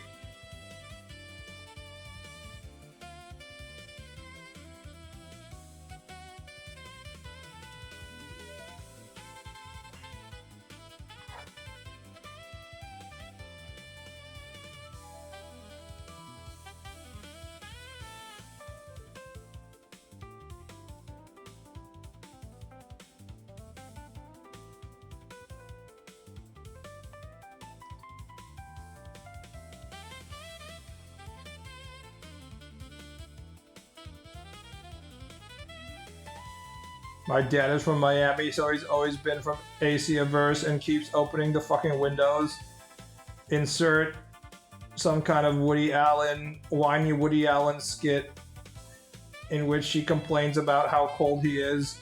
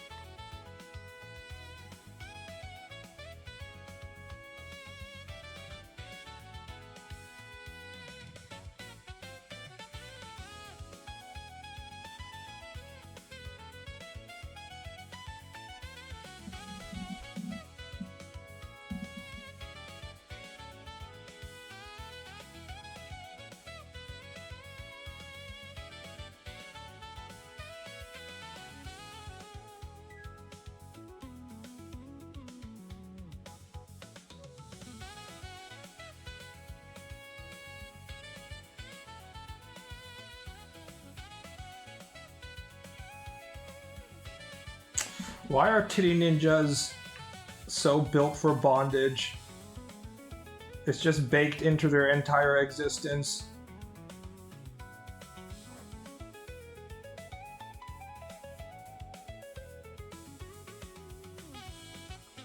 Also, I know that flat titty ninjas exist, but I haven't seen a flat titty ninja in a long time. Skin-tight bodysuits, even when they're doing the kimono stuff, They're basically asking for bondage. I remember there was a scene in Ken Ichi, in which Shigure gets captured and they put all of her, she's like fully naked, and they put her hands and legs inside like these glass balls and stuff. Famous scene among the masturbation community.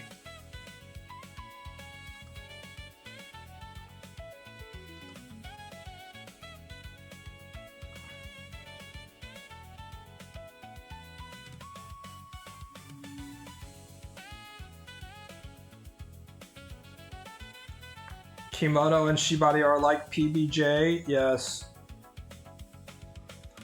It's like baked into her character because she has this like rope strap for the katana that goes diagonally across her boob area to begin with. So it's just like asking for Shibari to come into play at any point.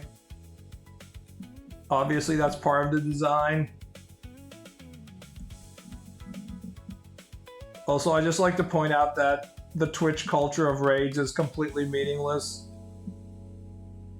I'm sure that Twitch installed that option as a way for struggling streamers to get followers by allowing you to introduce your followers to another stream, but as we saw from the previous raid, it just results in them having their silly meme culture in which they come in and then just spout the meme and then they all turn off their fucking computer, so pretty meaningless.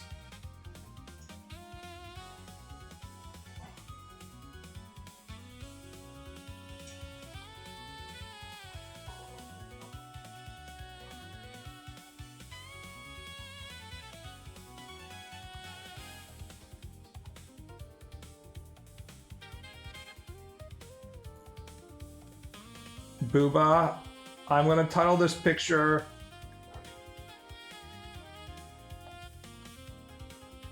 The Boobest Booba in Boob's Boob.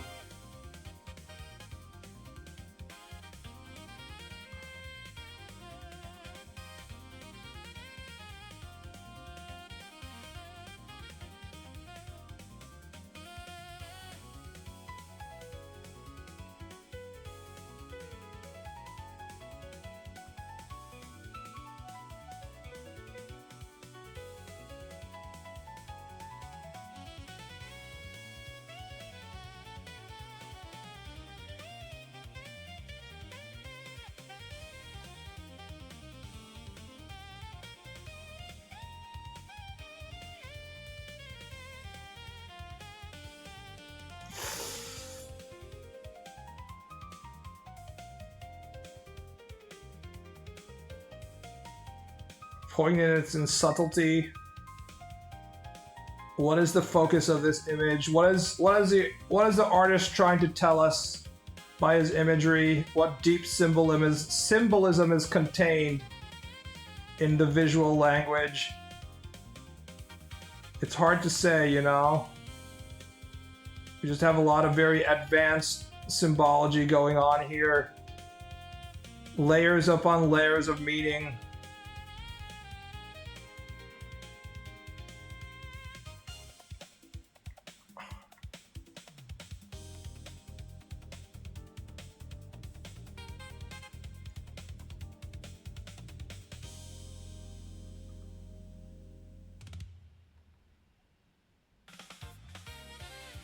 I think Tsugumomo is a rare case of good variety of flat and big chests.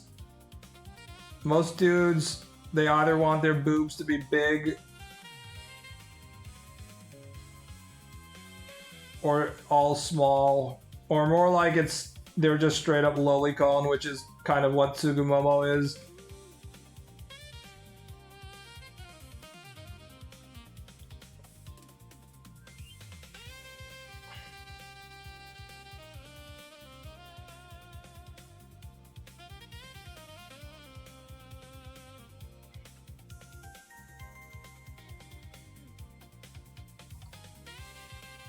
Trying to figure out if I should actually draw the leaf pattern that Shigure has on her kimono. or whether it's a waste of time. And after I draw it, I'm gonna be like, this is distracting, and just erase it. I'm probably just gonna erase it. We can do this later. I should just put in the grays first and then consider whether I want to put in the leaf pattern or not.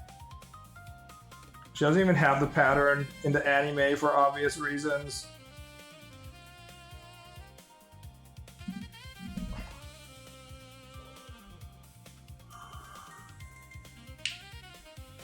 Oh.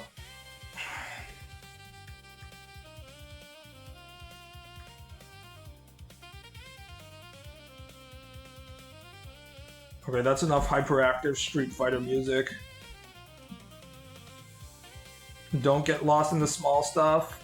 That's the thing, though. You have to figure out what is the small stuff and what isn't the small stuff, because if you actually look at a bunch of manga at professional level, a lot of them still do a lot of the small stuff.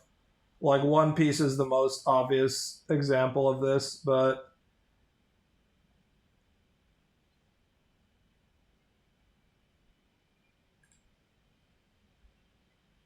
even like other stuff like Toriko and shit, they definitely get lost in the small stuff, but they can afford to do it.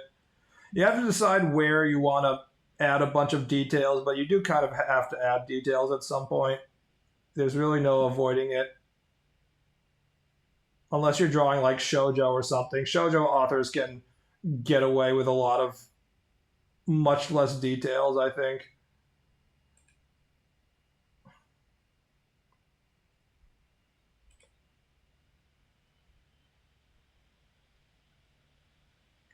On the other hand, I've been drawing this on this image off and on for like, 4 days now or something. So obviously that would be unacceptable in a weekly manga deadline type situation. So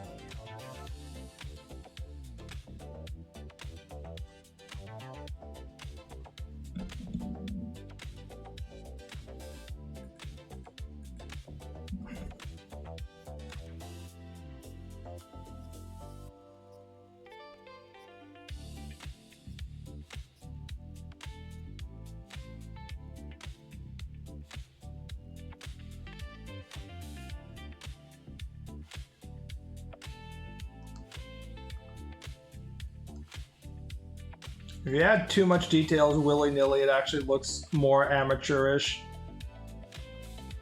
because it's people who are trying to compensate by adding more information without an understanding of where the viewer's eyes need to be and stuff like that. You can see this a lot if you go onto these amateur manga websites in which non-professionals post their manga, and you can see a good example of how quickly shit can go wrong.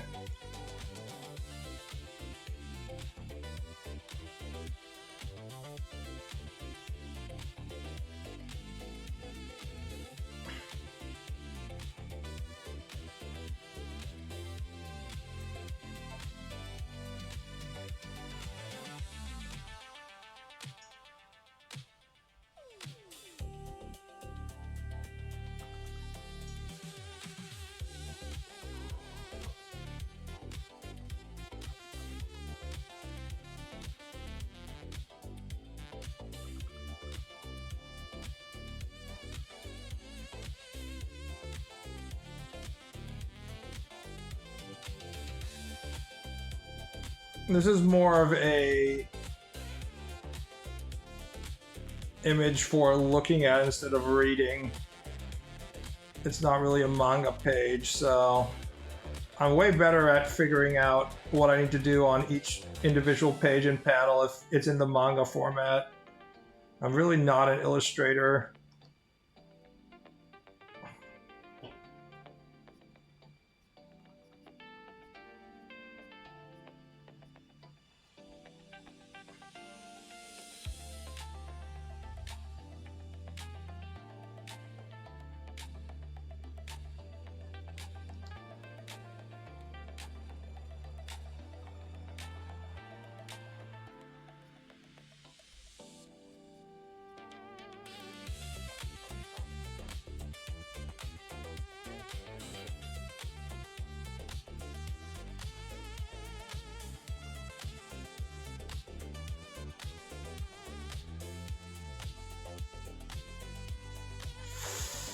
What's up? Lovely ladies, the big titties. Trying to figure out how much spacing I need between each of the characters and how to fit them right now. I think I can drag Mew a little bit more to the left after all.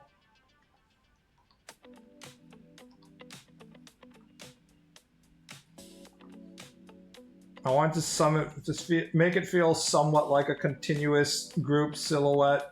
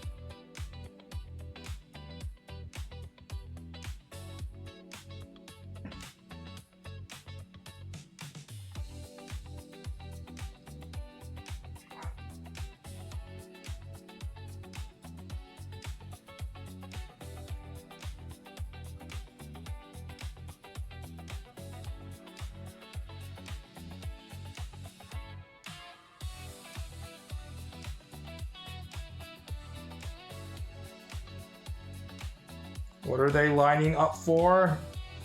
Casting couch? I don't know.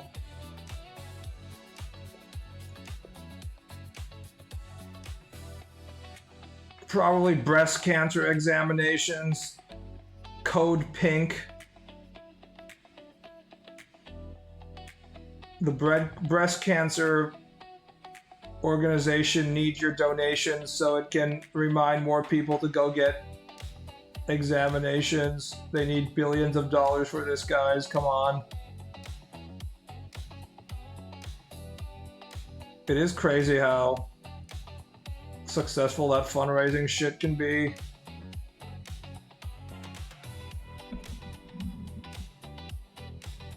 When the entire NFL was colored pink, I knew that we were watching a masterclass of supposedly non-profit organizations finding a way to get a shit ton of money given to them. Just really impressive stuff right there.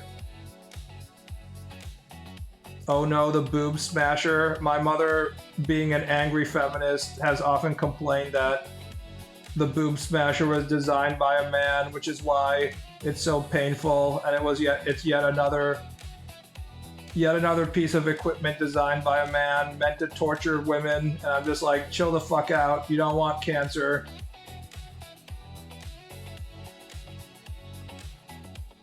Now, if you'll excuse me, I need to go to the testicle smasher.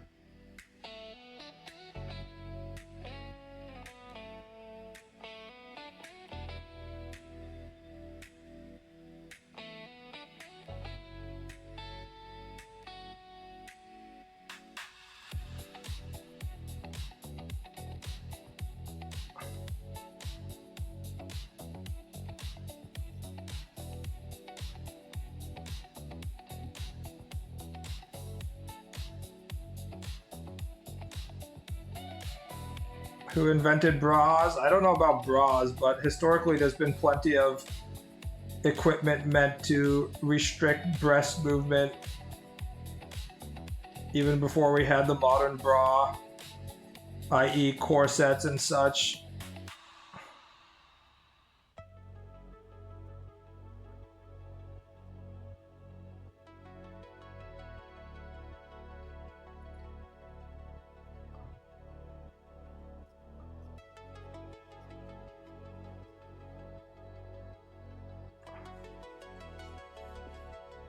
God, digital is great, isn't it? You can just make these little minute adjustments after you've drawn it. So convenient. I could never go back to analog. It's just too much of a pain in the ass.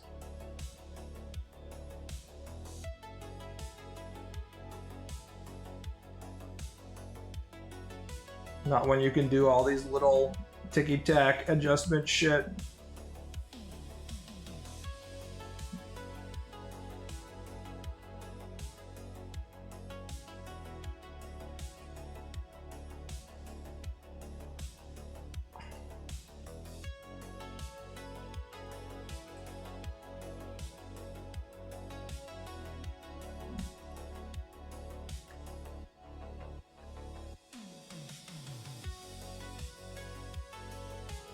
Whores invented fake eyelashes. That's another thing. Women have been trying to make their eyes look bigger using a variety of technology such as like eyeliner and lead paint and stuff like that for the longest time as well, so...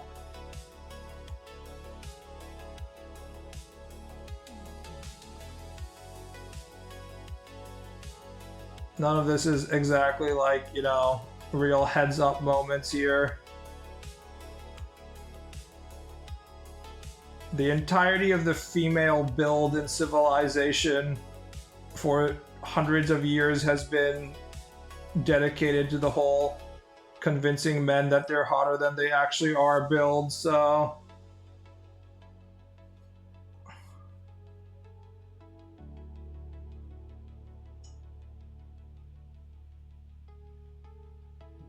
You really gotta up your makeup game if the majority of your business is done in dark places. Can't you just like not wear makeup at all and hope that they can't see because it's dark? This is the autism speaking right here. It's like, what if I just didn't do any skincare? How would that negatively affect me?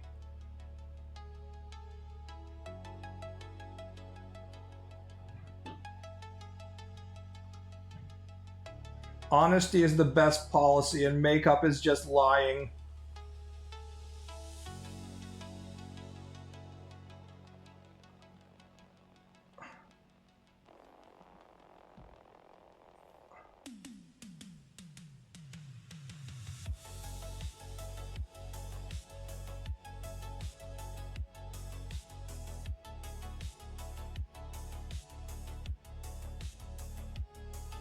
Says the man who bought face wash and skin cream at Muji.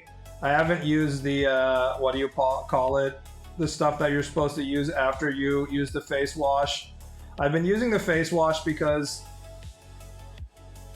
the, if I don't get really hot water, it doesn't really clean all the oil that builds up on my skin. And it's hard to get like super hot water in the new apartment because they have to boil it every time I want to like take a shower and stuff.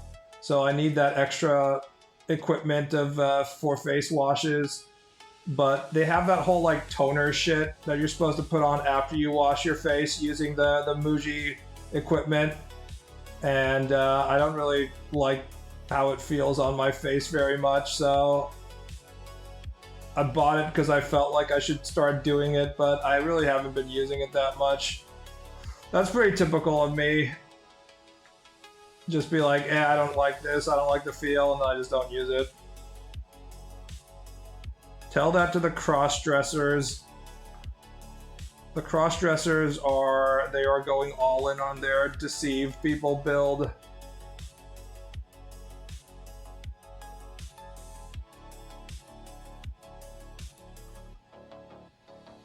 Don't like the tightening effect. I don't know what the effect is supposed to be. It feels weird. It just feels like having a bunch of weird stuff on your skin. I don't know. Honestly, I don't believe like 90% of the like cosmetic shit that they tell you. Oh, you have to do this, you have to do that.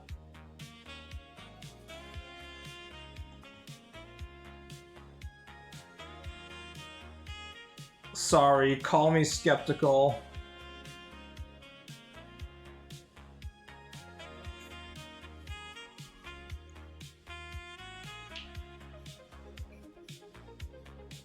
Surely it can't be that important.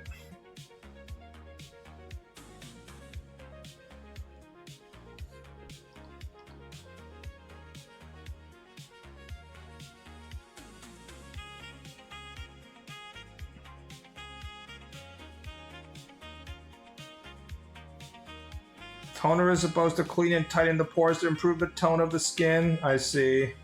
My mother kept on insisting that I use her toner when I was back in the States, and it would make me so angry because she kept on being like, use my skin product, use my skin product. I'm just like, fuck off, Mom. I don't have the same skin quality as you.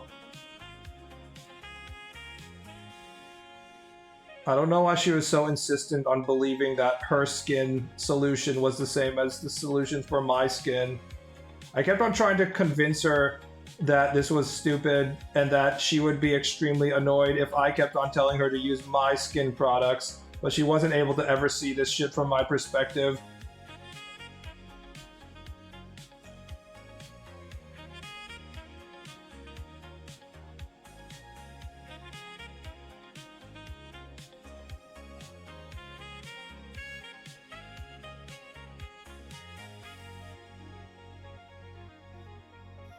Are you combo or oil type? I don't know.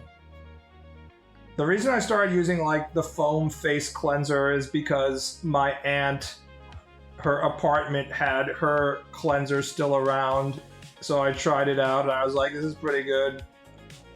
I can feel it getting rid of all the built up oil on my skin pretty efficiently. So I started using it there. So when I moved away from her apartment, I was like, okay, maybe I should at least check out some of these foaming agents.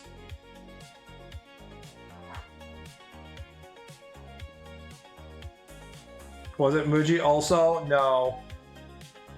The reason I had started using Muji was because I came to Japan and I was just like, okay, I'll just buy any soap.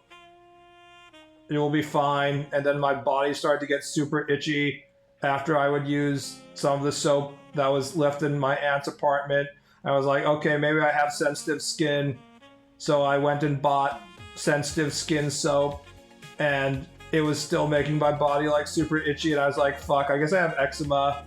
I thought I remembered I had some kind of eczema. And it turned out that the soap that I was using back in the States, if I couldn't buy it in Japan, of course, but you could buy like imported versions of it. And even on like the Japanese website, they were like saying that this is a soap that's like really good for people who have hypersensitive skin. I'm like, oh, I didn't think this was hypersensitive skin soap. I just was buying it because it was my local like organic foods grocer where my mother shops. I was just like, this will be fine. But it turns out I was using like the most sensitive skin, like extreme version soap that I could get. So now I had a problem in which I had to find a version that was equally, non-irritant in Japan, and I had to try out a bunch of different soap. And eventually I was able to find that the Muji brand body wash and shampoo wouldn't trigger my eczema, so I was just like, okay, I guess this is the least irritant, the shit that I can find. So if we're gonna buy any more cosmetics going forward, we're just gonna buy it at Muji. That's our strategy now. So that's where we are right now. Muji equipment only. You delicate flower, uwu, it do be like that. You boisterous people wouldn't understand, but I'm an aristocrat. My skin is so thin, the veins show through. Blue. I have a blue blood. Literally, you can see a lot of my veins.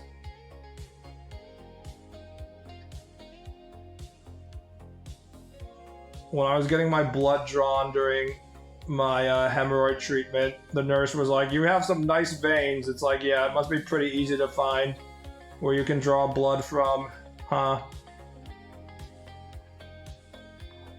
Lucky?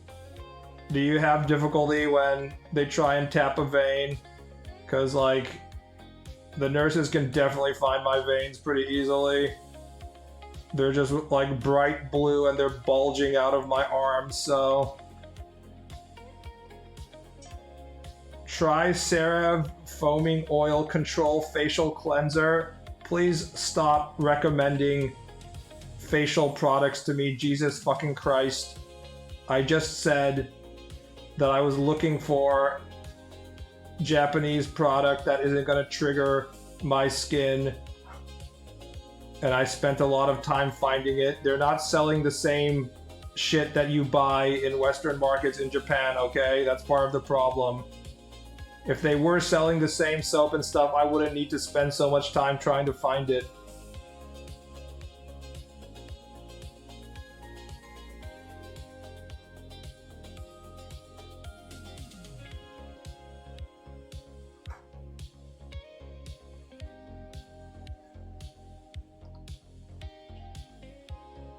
Luckily, there's a Muji goods store pretty much everywhere.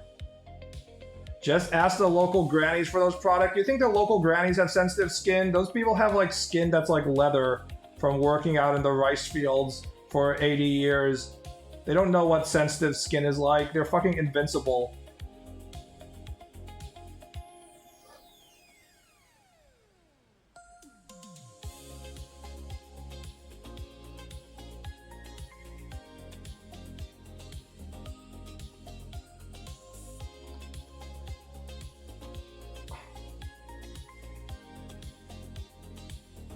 If you find Muji Neck Décolletage milk, I will throw money at you. That shit is hard to find at the moment. They definitely had a lot of like face milk products that I did not buy.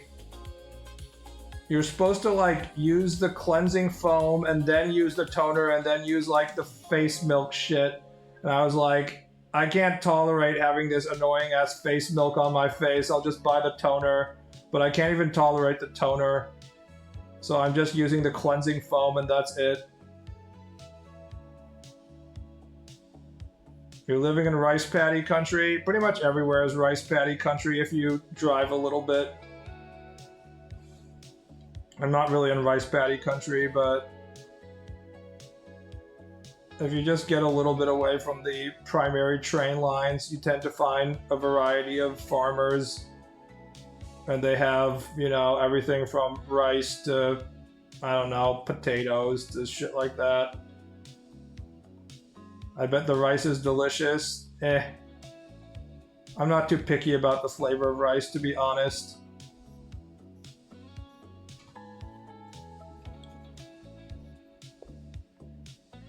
Often Japanese people will be like, I can tell you're using this brand of rice. It tastes so much different. I'm like, does it? I don't know about that, dog. I think it tastes about the same.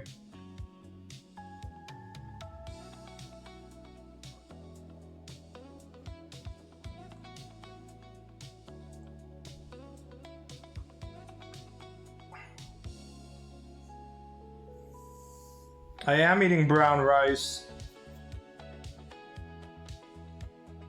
I've noticed that I can tell when my blood sugar spikes, and I don't really get any blood sugar spikes no matter how much brown rice I eat.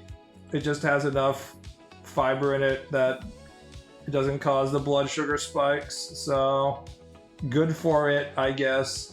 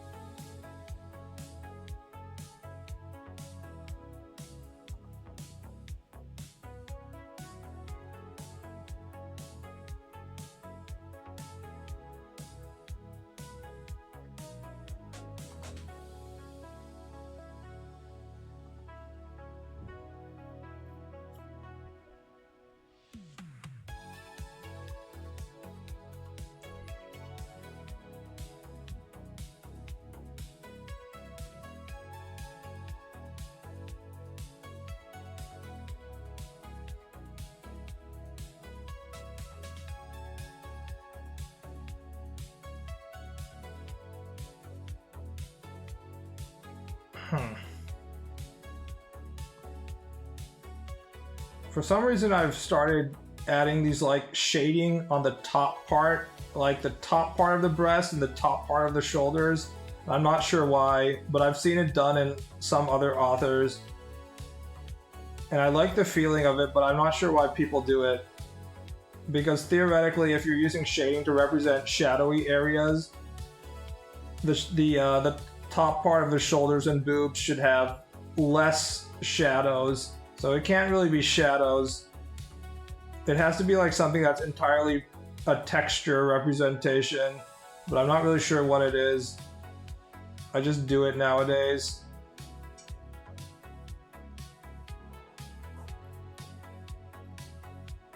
You could say it's a representation of the underlit lighting, but I don't even know if what it's supposed to be.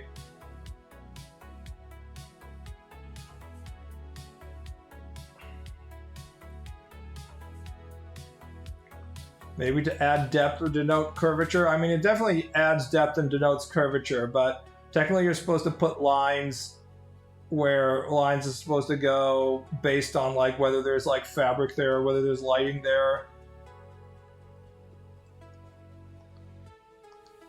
I don't know which author I first noticed was doing it and when I started implementing it in my own strategy, but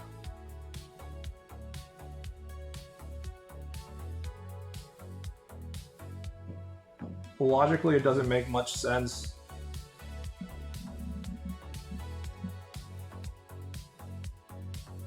It is to accentuate the ampleness of the chest. Yeah, I mean, I know it's to accentuate the circular form, but technically you could do that by having shading on the bottom side of the breast as well. But for some reason it seems to work better if it's on the top side instead of the bottom side.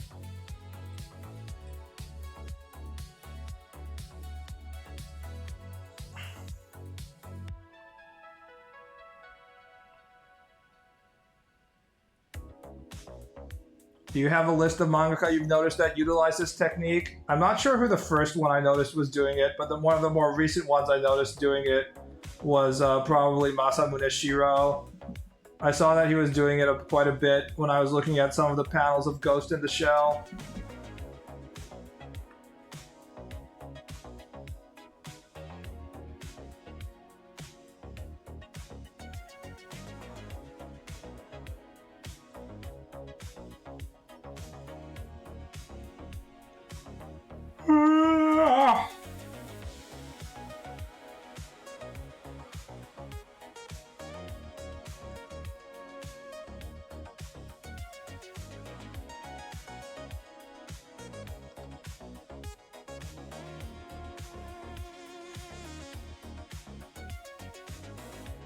There's ancient tech, actually. Everything old is new again.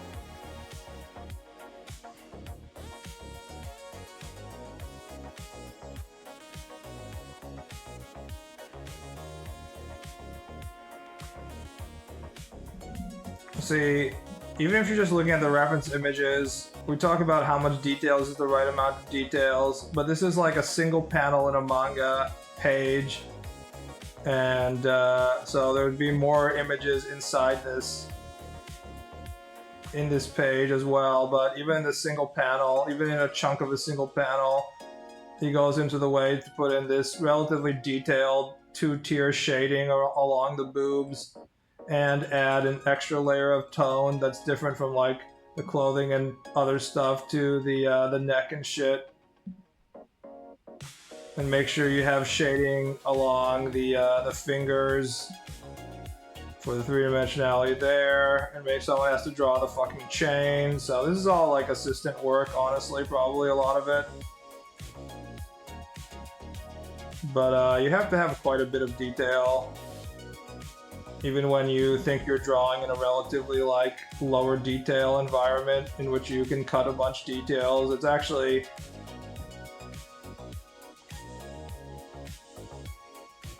the amount of detail I'm putting into this image is not overdoing it at all.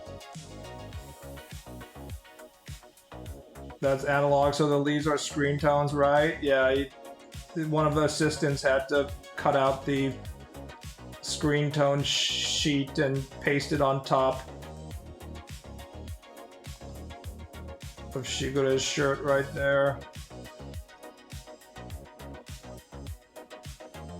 I mean, Kenichi was in serialization before we had a lot of the digital drawing tools, so most of the stuff is going to be analog. I don't know if it's still entirely analog, but most artists, even if they still do their inking on ink and paper, have moved on to using digital for the screen tones and shit. The screen tones is just so time consuming, and it was already a artificial product in the first place, so there isn't any real, you know, reason why you have to be like totally hung up over making sure that you don't do that digitally.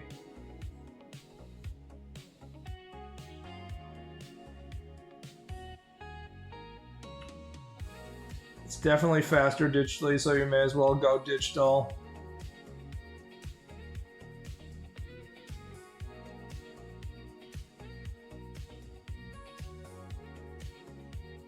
Why not use screen tones for the leaves yourself? I'll worry about that once I put some gray on this shirt and see if I want to add that.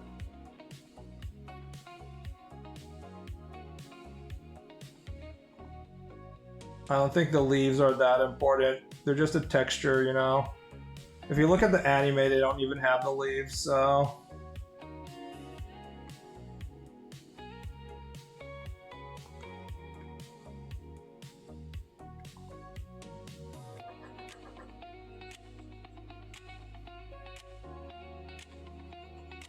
It's hard to get screen tones on Clip Studio Paint that feel right for me. A lot of times I'll put in a screen tone and I'll take like 30 minutes adjusting it and trying to get the opacity right and the angle right and stuff so that it doesn't feel too invasive to the reader's eye and shit like that. And I'm just like, man, I should have just figured out a way how to like handle this without using screen tone, because this is just like a huge waste of time, is often what I'll feel.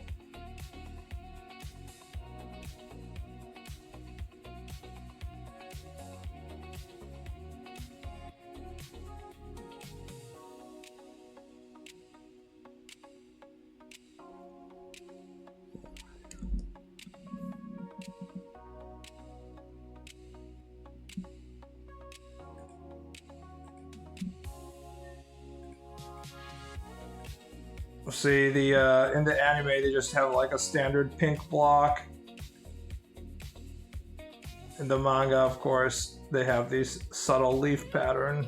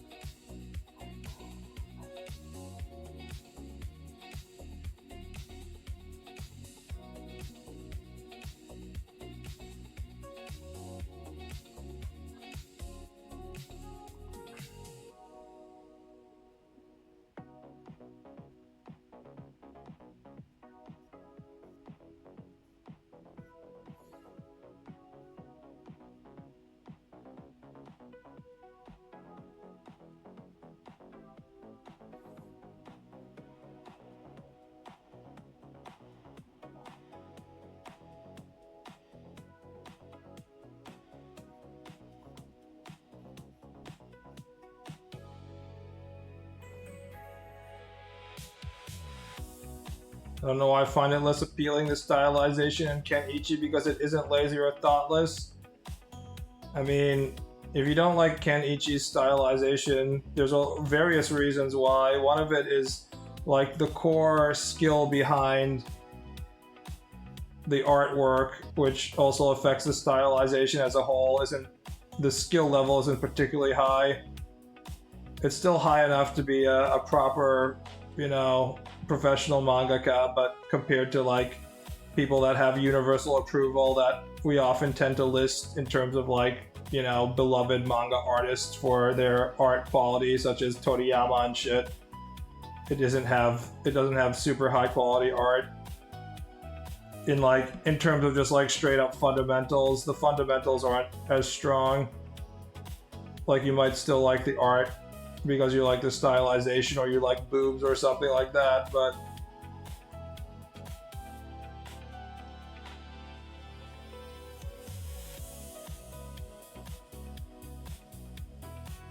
does it have anything that actually defines it though? I mean, define is it's a hard word.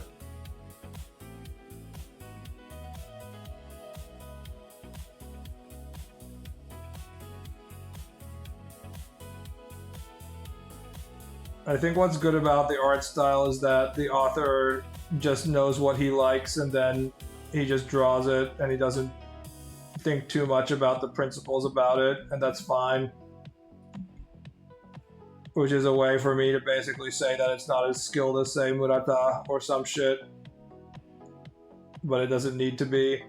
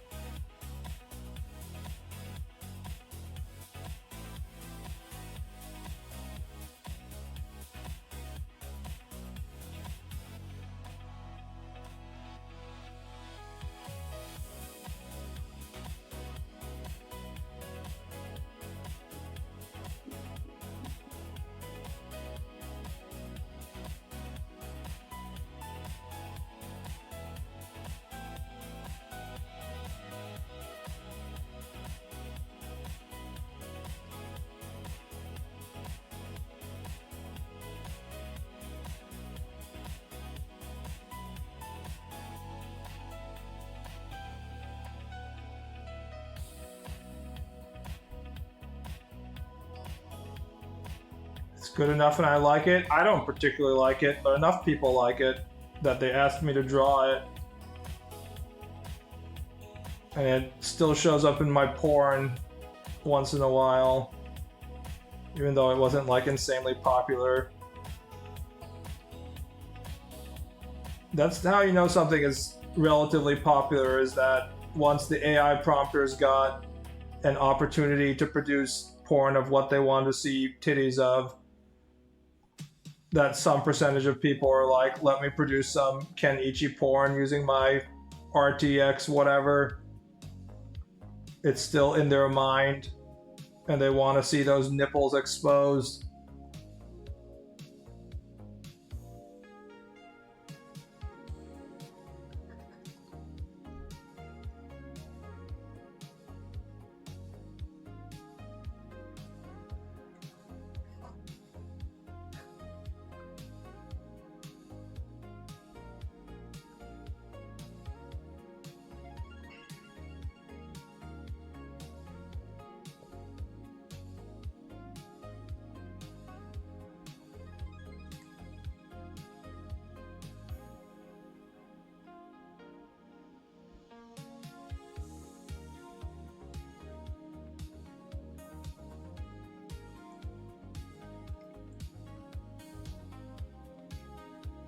The design activated enough neurons to embed in the psyche. It do be like that.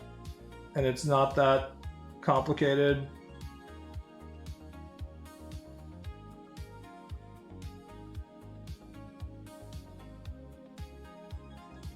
Reminds me of that Twitter post in which like some woman on Twitter was like, blah blah blah this thing, and then like some black dude in the comments was like, because men like big titties, end of question, next.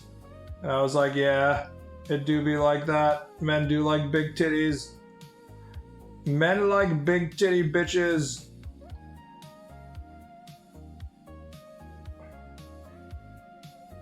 Bodysuit jacket is good combo. More women should have rocking bodies like this anime female and also be wearing a skin-tight bodysuit so I can look at their ass and nipples.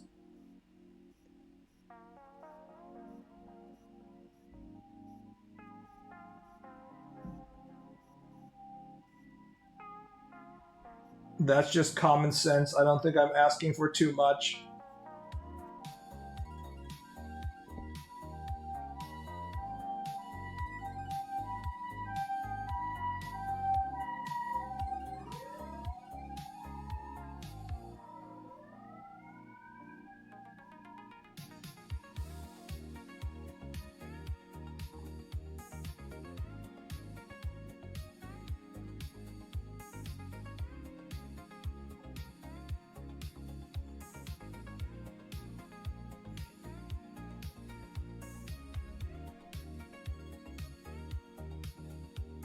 I don't want to be horny anymore, I just want to be in peace.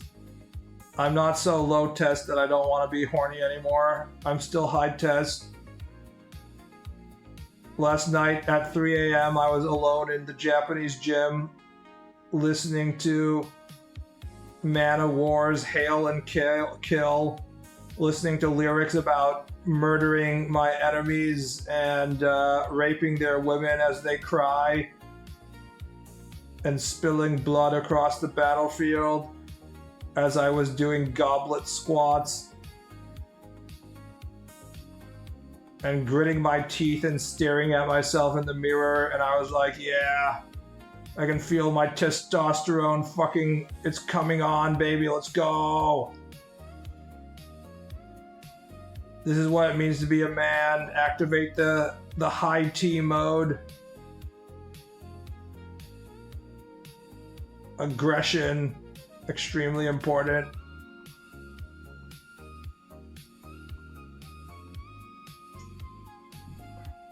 Testosterone maxing.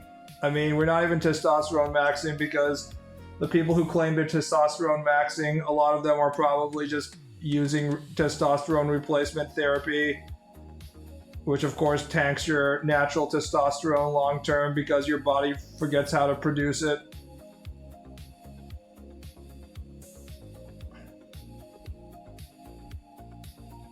We haven't really gotten a good peek at your actual playlist. I don't have an actual playlist. I only turn on Man of War, in which I'm trying to convince myself I'm a Viking warrior and that I'm gonna murder my enemies and rape their women so I can initiate maximum thigh muscle lifting power. This is an important part of going to the gym.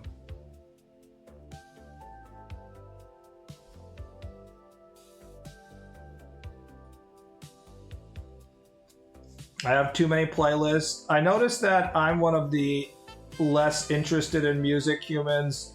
Most people have a shit ton of playlists and a lot of musical interest and stuff.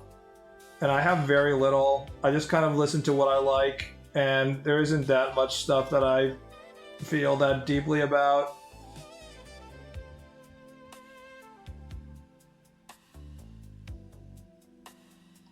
I'm just not a very musically oriented person.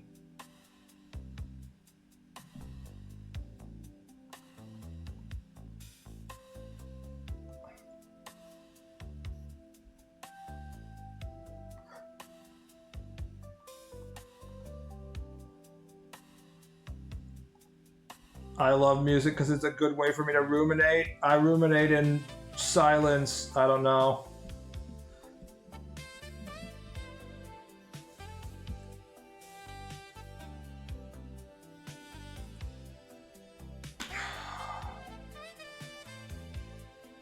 And I legitimately enjoy the AI slop I play in the background while I'm drawing. If I play like actual music instead of LLM generated shit, then I start paying attention to the music too much. And that's not what I want to do. I want to be in zone out mode. And AI slop is a really good way to achieve that because I don't have to listen to it. It's very close to noise, but it isn't complete noise.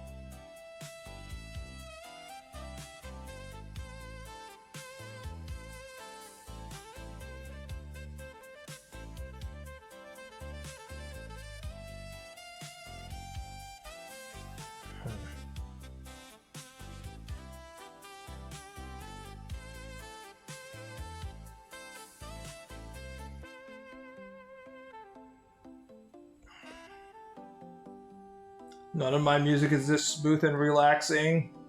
Don't you listen to like The Cure? Isn't The Cure relaxing?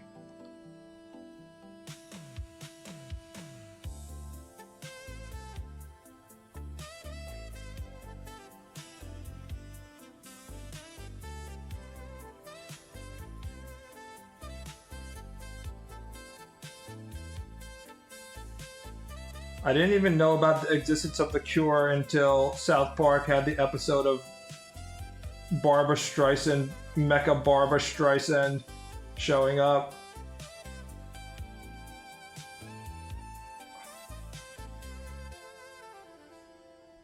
And only The Cure could stop her.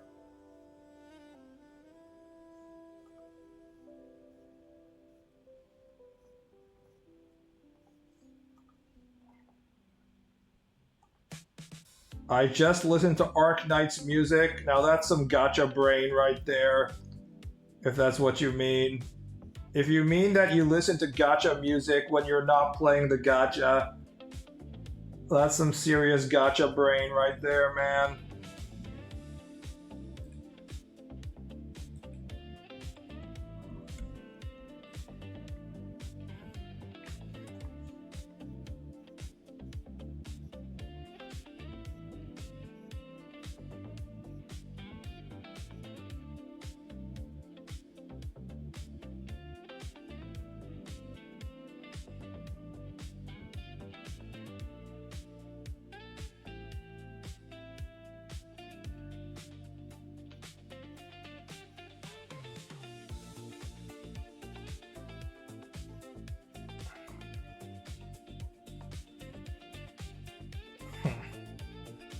I don't like the shading because the lines are too far apart between each of the individual shading. I like the shading up top because the line density is what I want. But the shading on the bottom, the line density is too thin. But I don't mind the line density over here.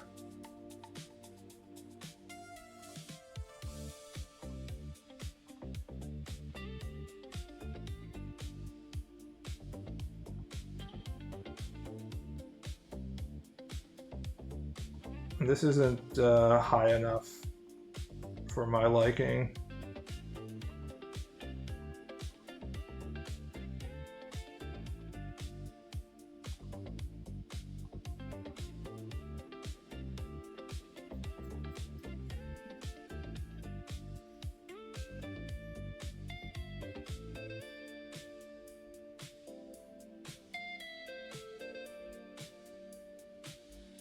Arknight has a studio entirely dedicated to making mood pieces about each character, so they make stuff about any genre of music. The BGMs are also quite good.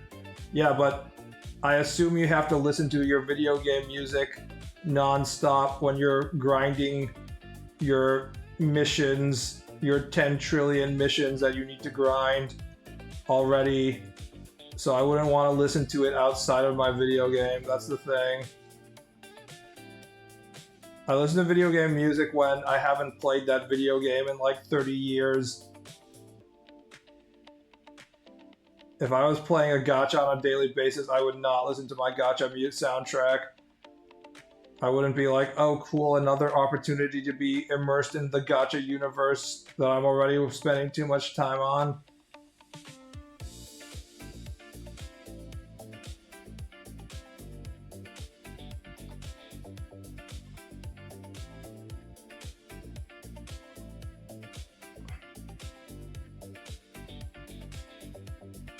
Now I want to listen to the Quake soundtrack. Here, let me do the Quake soundtrack for you right now.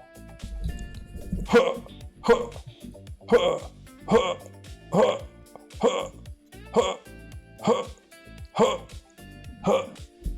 don't know, that might be too slow in frequency. I think you might a little bit faster than that.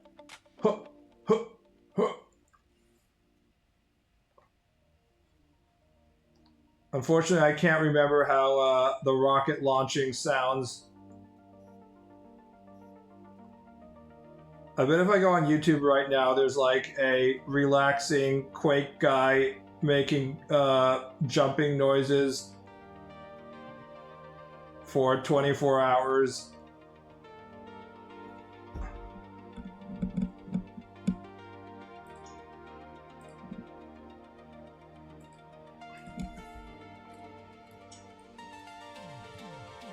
Quake guy jump sound.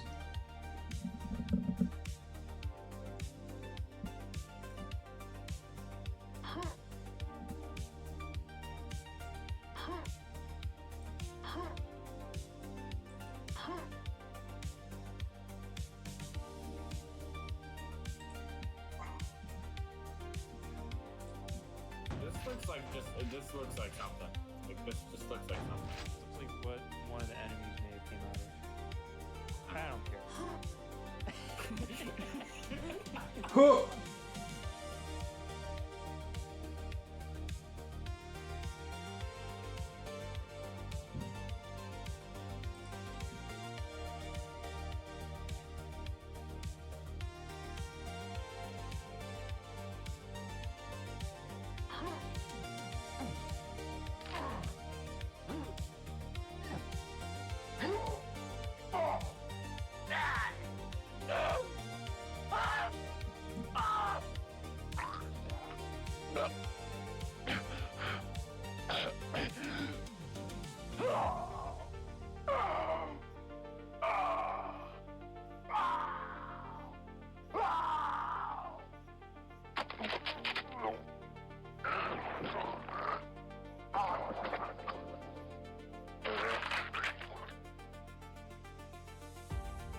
I do like the squishy sounds that are made.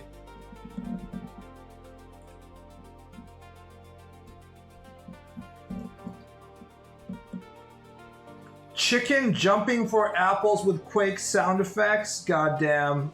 What a video gem. Look at it go. Quake chicken guy is truly powerful.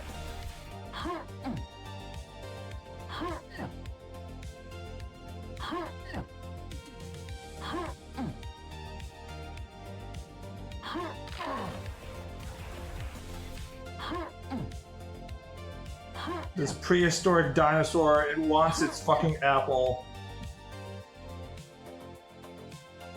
It wants its apple and it's gonna get it.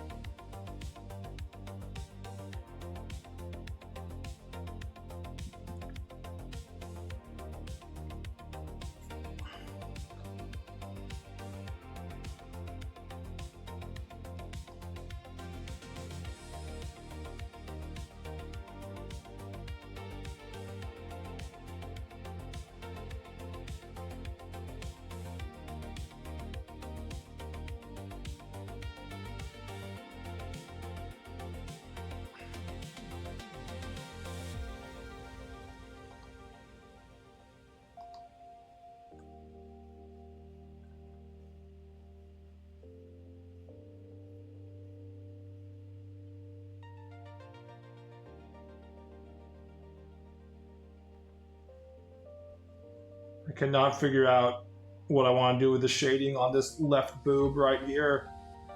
Which is weird because I have no problems with the shading I did on the right boob. So what is confusing me with the shading on the left boob that is making me feel like this doesn't look right?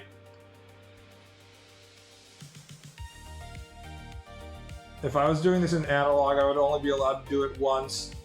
That would drive me crazy. It would also make the entire drawing process much faster.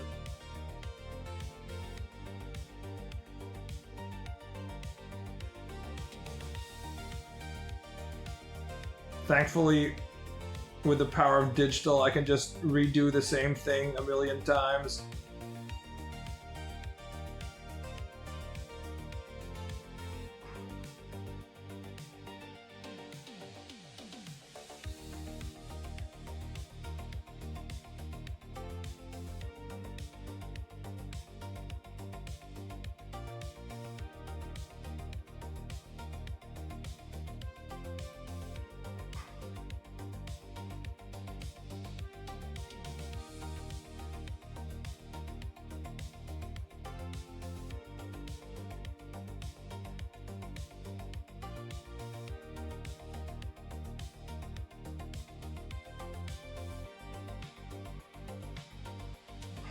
Yes, is right.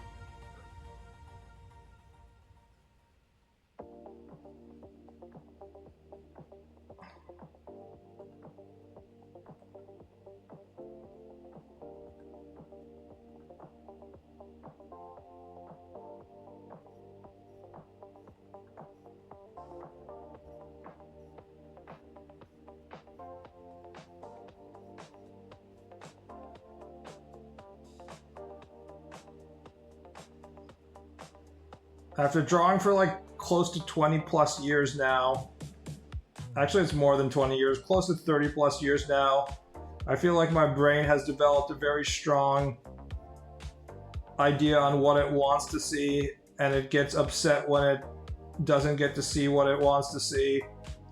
And I can trust that it knows what's wrong, but I don't really have yet the ability to know what I need to do. I just know that I need to change it, which is part of the reason why everything takes so much goddamn time, is because it's like, yeah, I don't like this. I don't really know what I don't like about this. I'm just gonna have to keep on redrawing shit until I can find a variation that I like. Not very efficient drawing mode, whatever. This is fine for now.